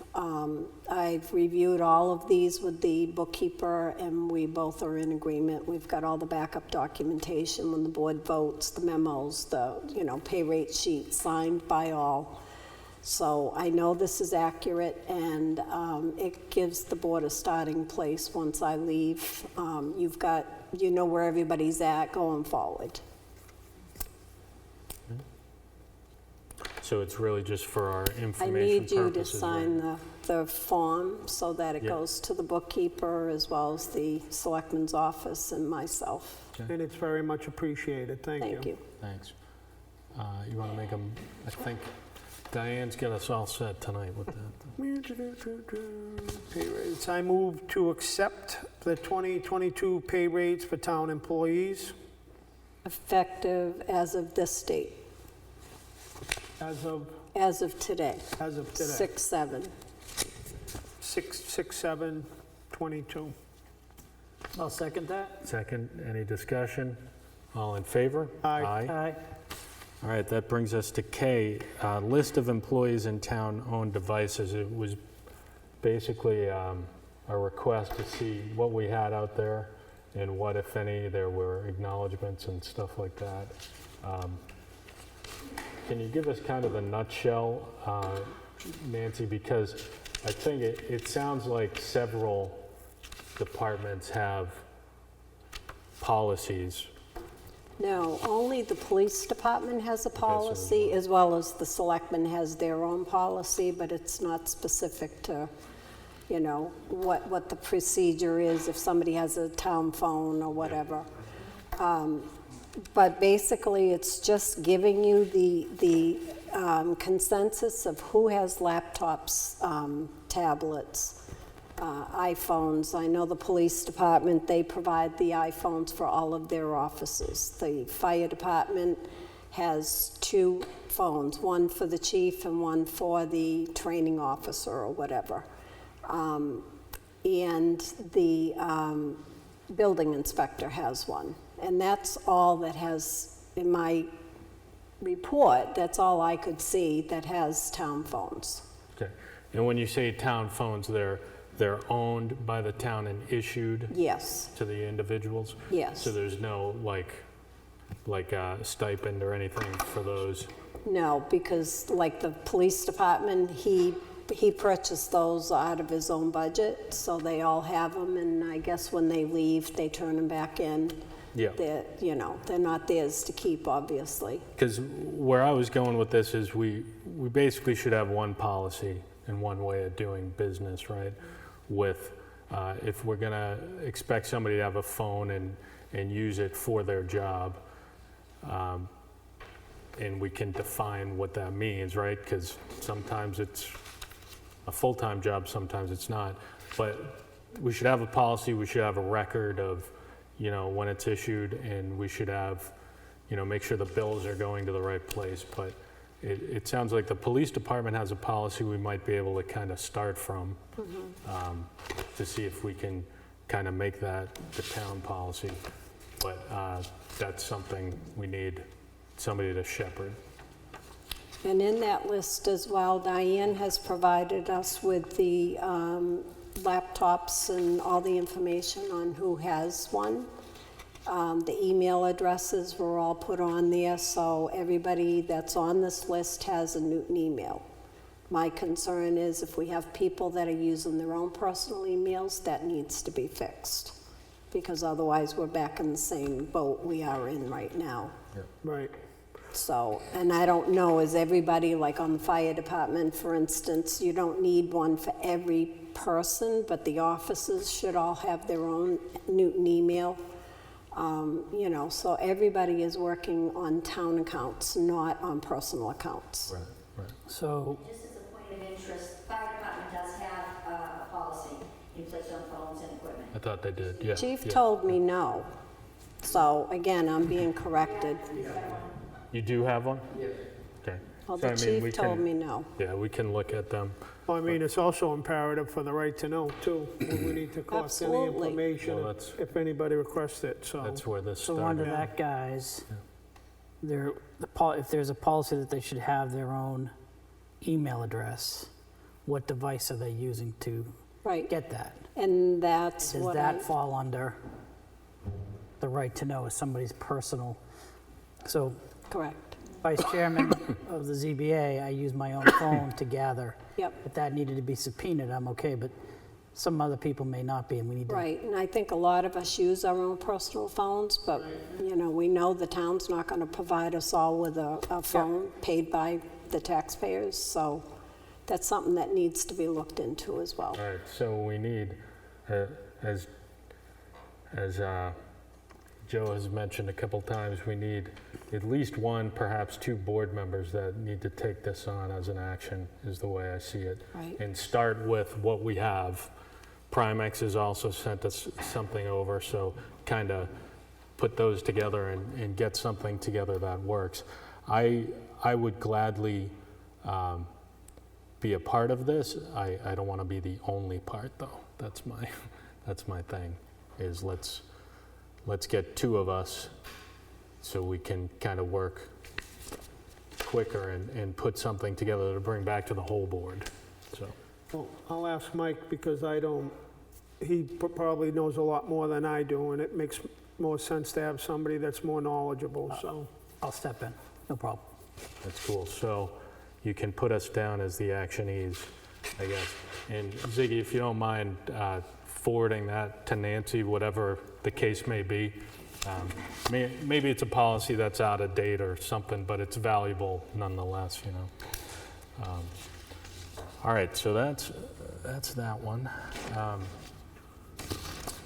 L is review proposed feasibility RFP for the police station. So that was us going, we had one quote to do the feasibility study that we looked at, and we wanted to kind of do due diligence, and we gave Diane the action to write an RFP to publish.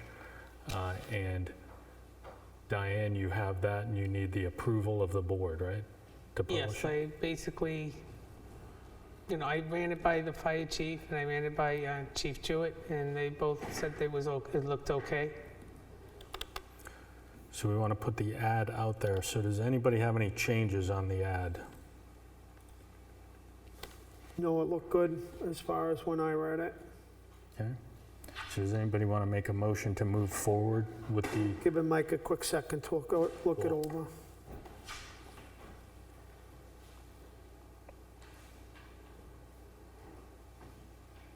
I left it kind of open-ended because I didn't know all the codes, so it says in any other codes that are required by federal, state, and/or local entities. Yeah, that's okay.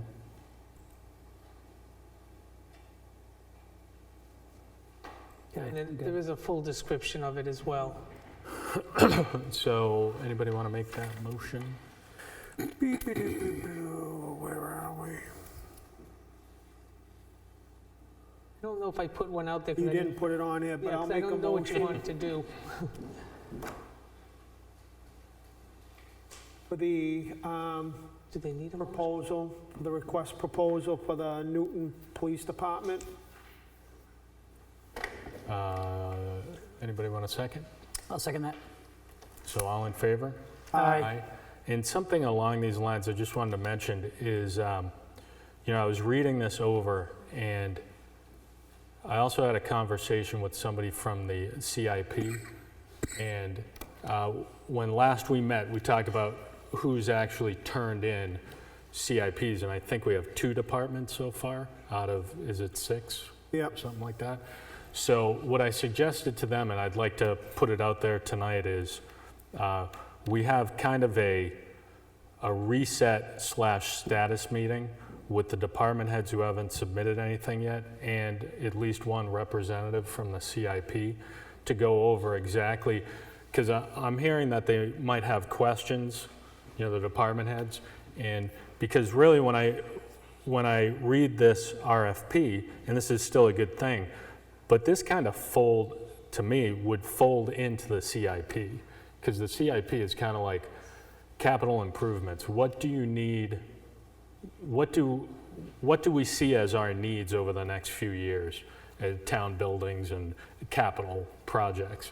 And we could actually, I don't want to complicate life, but we could actually engage somebody to help us with the full plan and not just one set of buildings, you know what I mean? So I'm going to put out there, with hopefully the support of the board, that we schedule a meeting sooner rather than later, and perhaps do it on a weekday before 5 o'clock so people don't have to, come back. And we have, I would assume, Bob, having sat on the CIP, you were on that, right? Yes. You were, yeah. Okay. So I'm signing you up.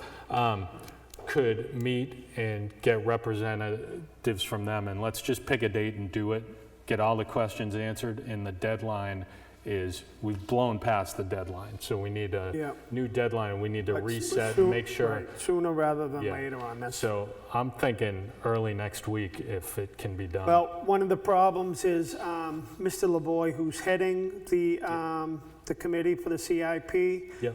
he is away on business. Yep. And he will not be back until, calendar, he was away this week. I think he's gonna be back for the meeting, the dual meeting. We're supposed to have the 21st, if that Yeah, still yeah. happens. Yeah. So I'll be able to talk to him, but I'll reach out to him. Yeah. And I'll try to get a date, and then we'll work a date out. So can we do that? Can we just work the date out without having to come back to another Board of Selectmen's meeting and just do it Yeah. as the board in favor of that? Yes. Just kind of, Yep.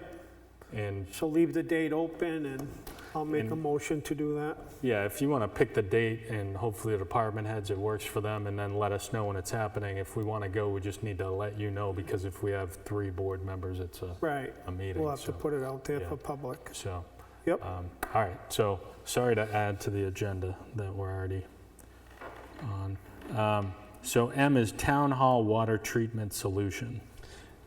Basically, I had the brilliant idea, now I have second thoughts on my brilliant idea, mind you, but that we could use the old water softener that was at the fire station, because it's only been used for like 4 years, and put it here at the town hall. So I reached out to the company that did that, and they provided me with a water analysis of the water analysis, and it's the water's not very good here. It's very, very hard. And a lot of the reason, I guess, from what Nancy was telling me, is that they used to have the salt sheds were down below, so all that Up here. so all that has seeped into the ground. So, So it's high in sodium. yes, and very high in iron, manganese. Yep. So the cost, I think, this was more for you to look at if you wanted to budget for like next year, if you wanted to do that. I mean, if you got a new town hall, you wouldn't need to do that, you know, you could do something different. It was just a thought that I had, that I thought I would just let you guys know that you do have an option to use those.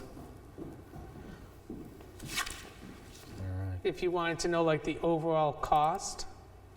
So let me do this. They were going to put a reverse osmosis system under the kitchen sink. They were going to do an oxidizing and backwashing, which kind of gets rid of the smell.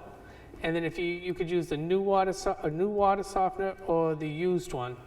And the difference was like $1,000 difference. So if you got the new softener, they were quoting us at $6,685. If you use the used water softener, it was $5,885. Like I said, I think this is more for budgetary purposes at this point. It was just something I thought would be like under around 2,000. We could just do it. Yeah. And obviously, we can't just do it. Yeah, yeah. Did you have something? Yeah, just a suggestion, would you think of bringing in like bottled water, like they have water services, like I don't know, Belmont Springs or whatever it is? We do. We have it. Mhm. For drinking, they have that. Yeah. Yeah. So I didn't realize there was a kitchen and there was, you know, cooking going on, but. We don't really cook. We heat things up in the microwave, so we don't use the water. Water in the meantime. Right. Yeah. It was just, like I said, I was just thinking to try and use the water softener, the used one, you know? That's all. She thinks too much. Yeah. Good Yeah, idea. You know, my thing would be let's put this on a proposed budget and see where we go after that, you know? Yep. Because, you know, there's going to be a lot to review then, so that's what I would do. My thought is that we don't need it because we don't cook. We don't have a stove. We don't cook. So I think it's You could cook. We could have dinner right now if you yeah, had that. yeah, in the little kitchen. But the other thing too is does help with your appliances. You know, your hot water heaters, things like that. It Yeah, would that's work. true. It would fix those things. That's true. If you go into the restrooms, you'll see it's all corroded. Yeah, I think So- there are benefits, but, you know, again, Yeah. let's put it on the proposed budget and we can talk about it during Yeah. those conversations. So N is a lease agreement. So I believe this is, as many people know, at 8 Merrimack Road, we have a tenant, which was kind of an inherited tenant that we had when we took over the property. And as a municipality, we have to have a lease, and it can only be a year. If it's longer than that, we would have to go to town meeting. So typically annually, we review and decide whether we want to extend the lease another year. So I guess, Nancy, the tenant is obliged to stay. Yes. And he's been a tenant in good faith. Yep. Yeah, long before us. Yeah. So I don't see there any issue with it. Any other thoughts on this? There may be a time when he's gonna maybe work out of his home or decide not to do it here. Then I would say that office will then be reverted over to the police department and they'll have the whole building. Right. Yeah, I don't, The only thing that I would bring up is what he's paying, because we might want to go up on the lease a little bit. At this stage of the game, I wouldn't recommend it because his contract was due to be renewed June 1st.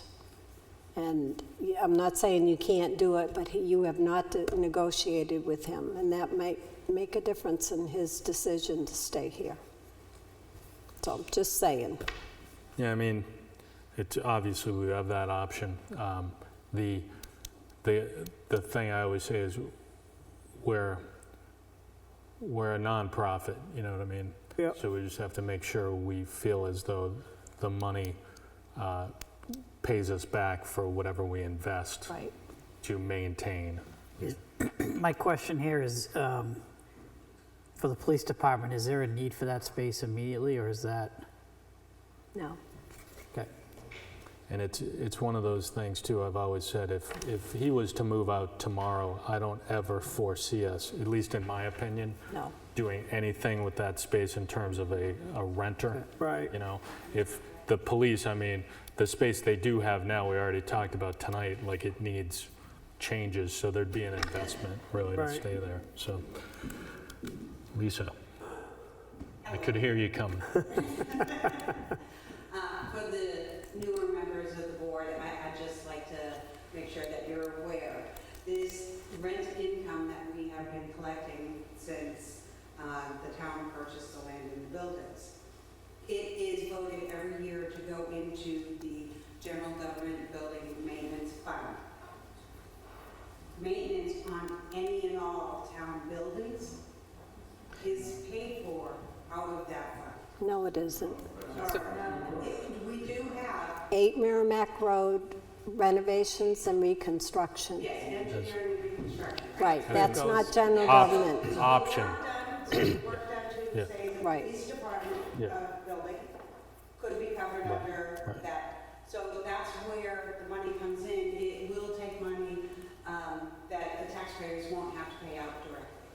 Now, when it comes to increasing rents, you do not increase rents unless your expenses Right. have gone up. Right, We don't pay taxes for that property because we're a municipality. We do not pay water or sewer or any of those other fees. We are not paying any utilities. right, What fees have increased for the town that would warrant increasing the rent? Right. That's the thing you need to consider. right. Thank you. All right, so do we want to entertain a motion to sign as a board? Did Diane help you out there, Bob? I make a motion that we sign a new one-year lease with the Sybil, oh, nope, that's Mike. No, that's it. No, that's the one.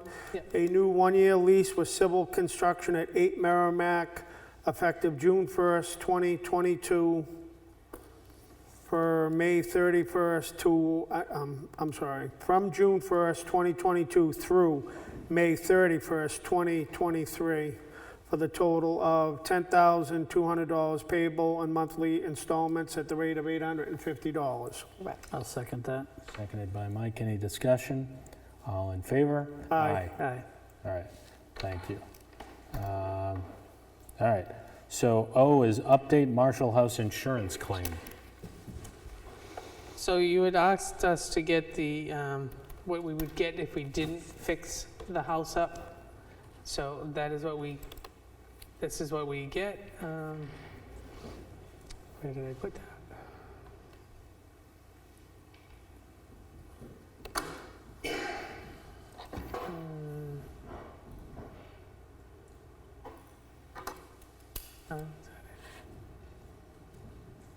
So you would get, Primex will pay out $5,759.69 if you don't want to go through and fix it. Yeah, so if we don't fix it, that's what we get. We get a little under $6,000. If we move to fix it, it's over a little under $9,000. There was also talk about we could also subdivide the property. But as far as I'm concerned, and I originally was born in Salem, Massachusetts, so I'm a stickler for history, and especially when it comes to having history that belongs to the town, that I would hate to see anything happen to that property. I feel as though that property is this town, where it came from. I would not want to see that land subdivided, and I believe that we should accept and get the full money, repair that building, and as it was stated by Primex, if during the course of the work, something else is seen to where the adjuster did not see anything, we could have the adjuster come back, look at it, and they'd be willing to pay a little bit more money for further work on it. So I believe it's not going to cost the town any money, and we would definitely be doing this town a disservice by getting rid of its history or doing anything to that effect, whether it's the property or the house. So that's where I stand. Mike, do you have any thoughts? I know you're just coming in on this.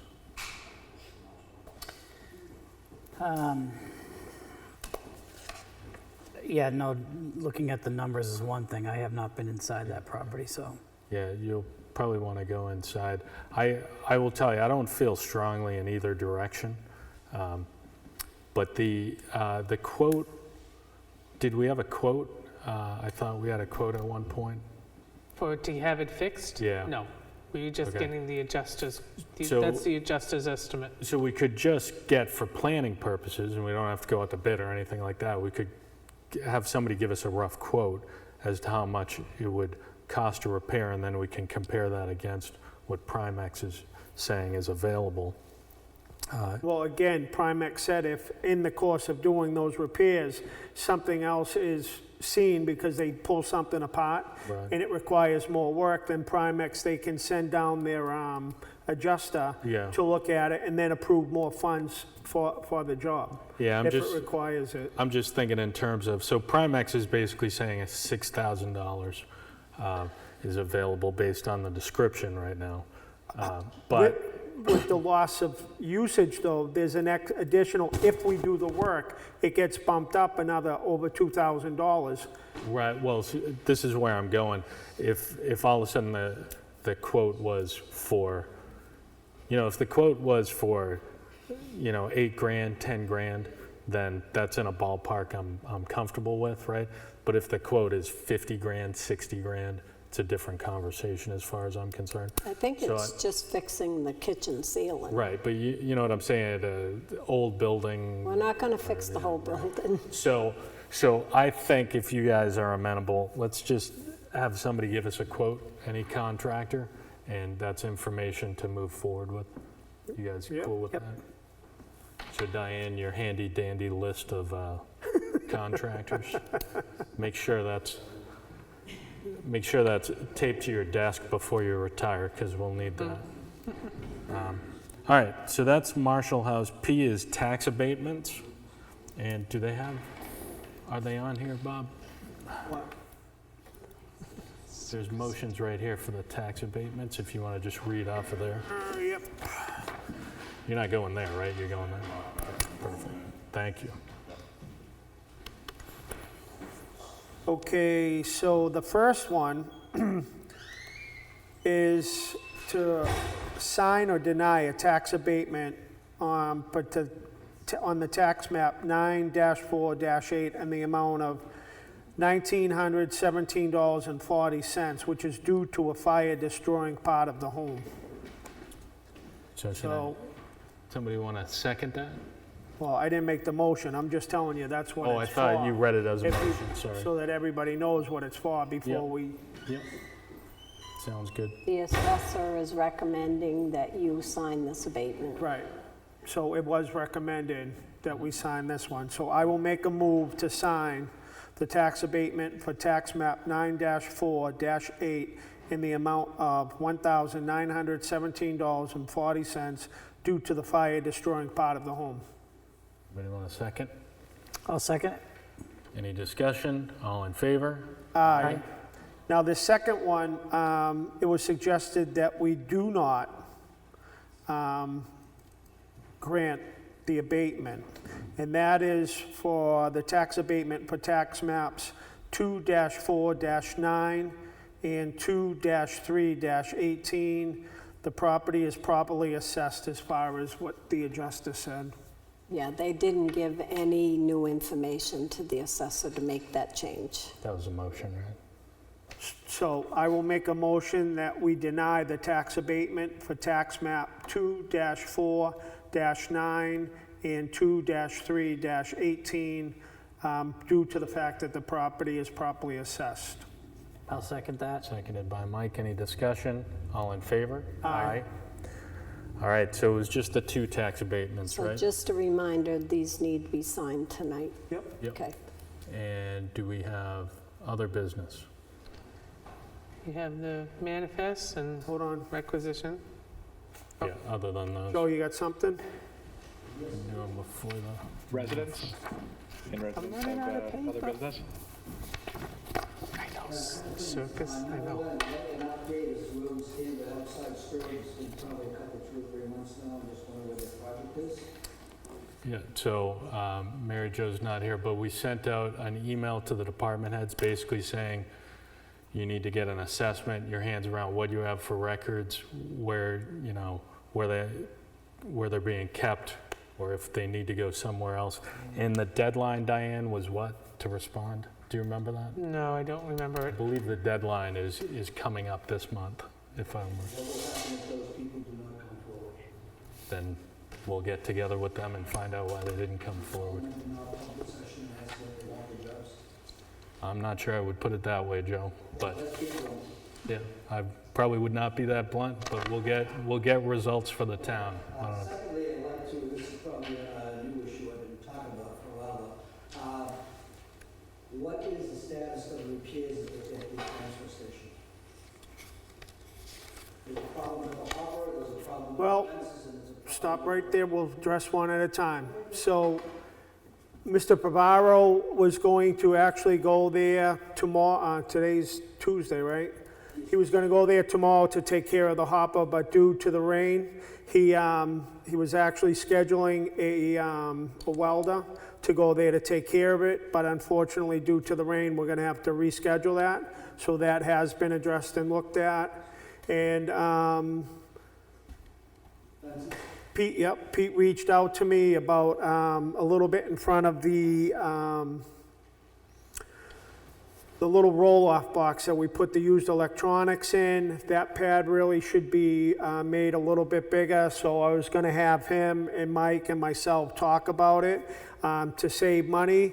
There's no reason why Pete can't use that backhoe, excavate around that, get it ready to where we can't just probably pour cement, get it all set, get it screened, and then just have a cement truck come in and pull whatever we need for yardage on cement. And that would address and take care of that. And then the other things we're slowly working on, like Lisa, he's supposed to be getting the cash register and some other things. So the ball is starting to roll down there, and Fences as well, because that's dangerous. We just see some elderly person falling into the wall. yeah. So, Thank you. yep. All right. Any other manifests? So, There's somebody with their hand up. okay, go ahead. Do you want to let him speak? Yes, yeah. Okay, Mr. Levine?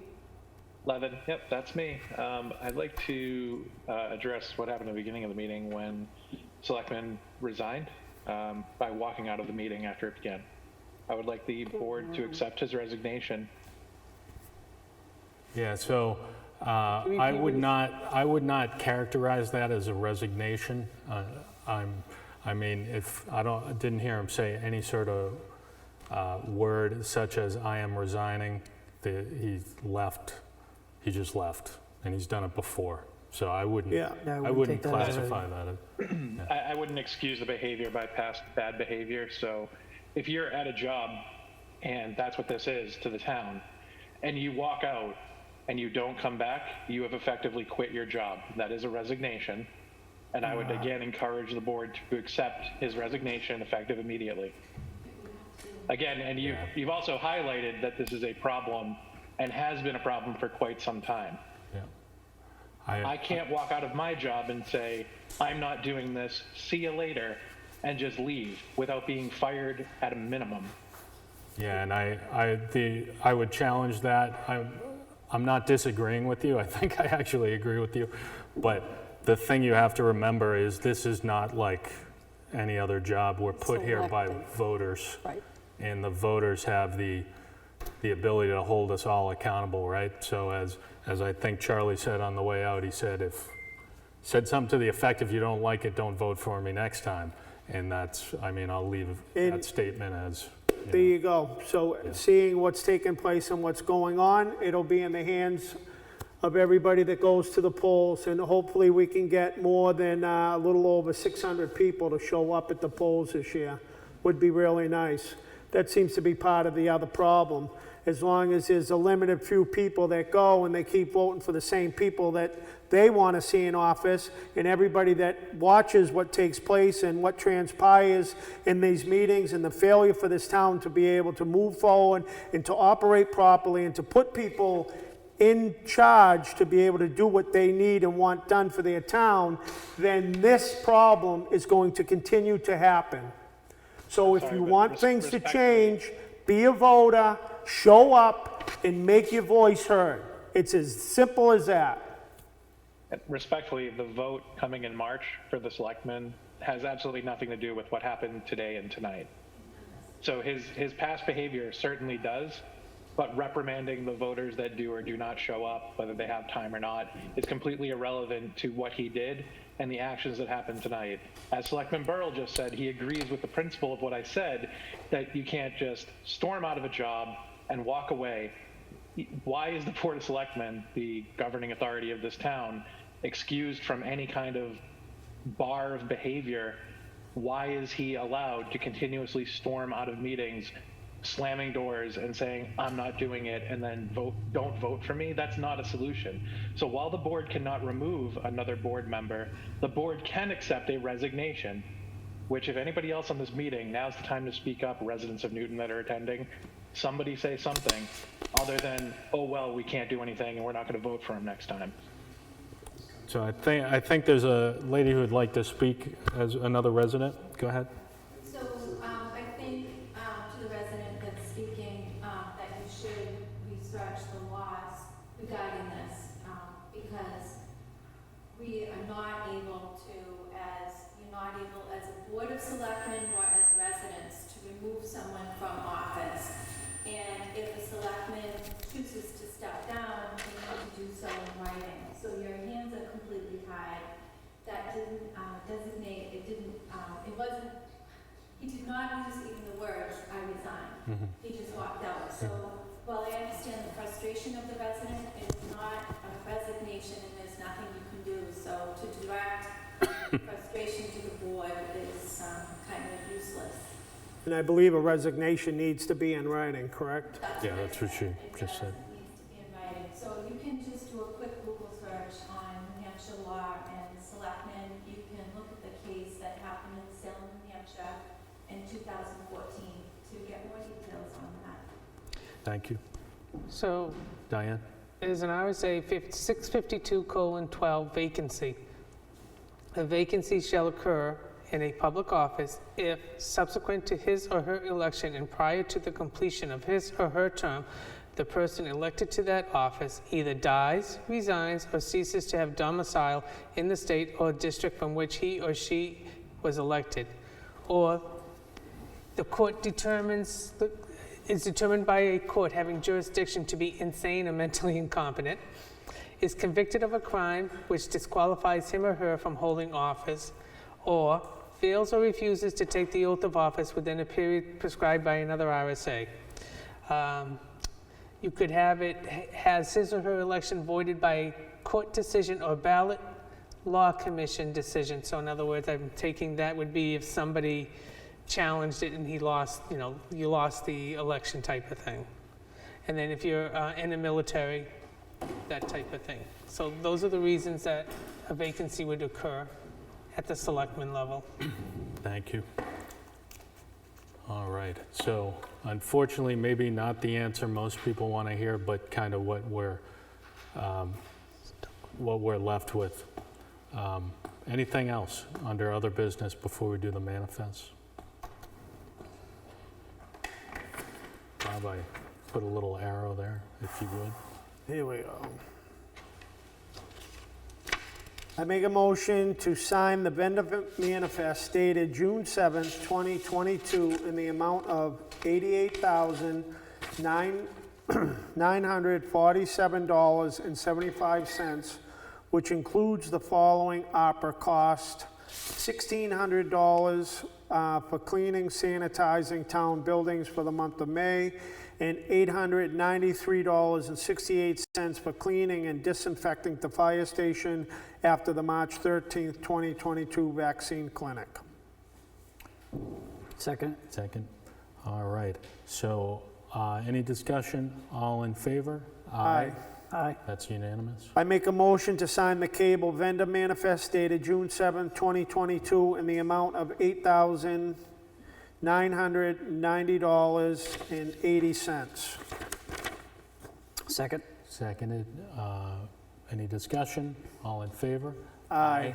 That sounds unanimous. I make a motion to sign payroll manifest for pay period May 8th to May 21st, 2022, with the pay date of May 26, 2022. The total payroll is $47,706.24, which includes $493.26 for the opera administrative cost. I'll second it. Second. Any discussion? All in favor? Aye.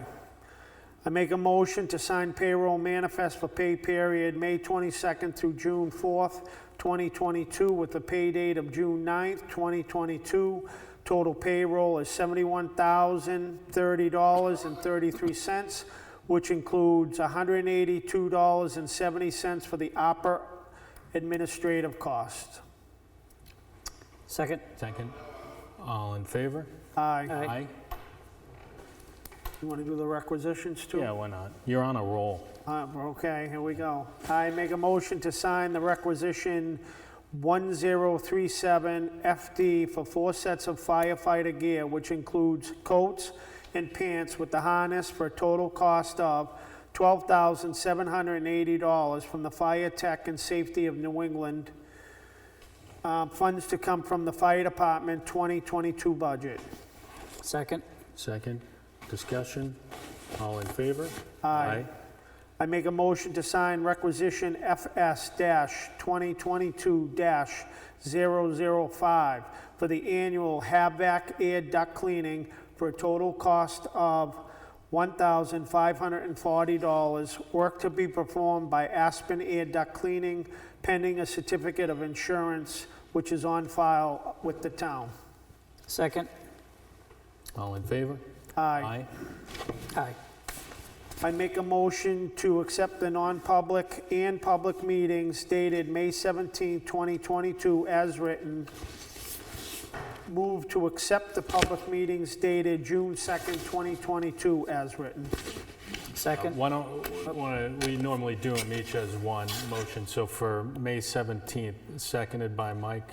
Any discussion? All in favor? Aye. Aye. And now if you Then could I'll make a do motion June. to accept the public meetings dated June 2nd, 2022 as written.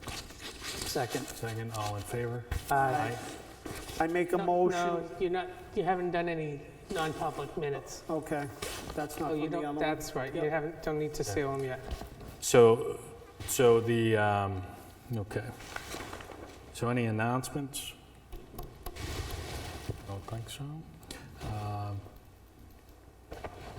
I believe we are planning on going into a non-public meeting at this point. So if anybody wants to, well, first of all, thank you for hanging in there with us for the public portion. And I'll do the motion. I'm going to motion to go into a non-public session under RSA 91A 32C, reputation of which will probably go downstairs for that. And I'll it's, second it. Second, all in favor? Aye. And we're going to adjourn before we do that long enough to get there. Get that right. Yeah.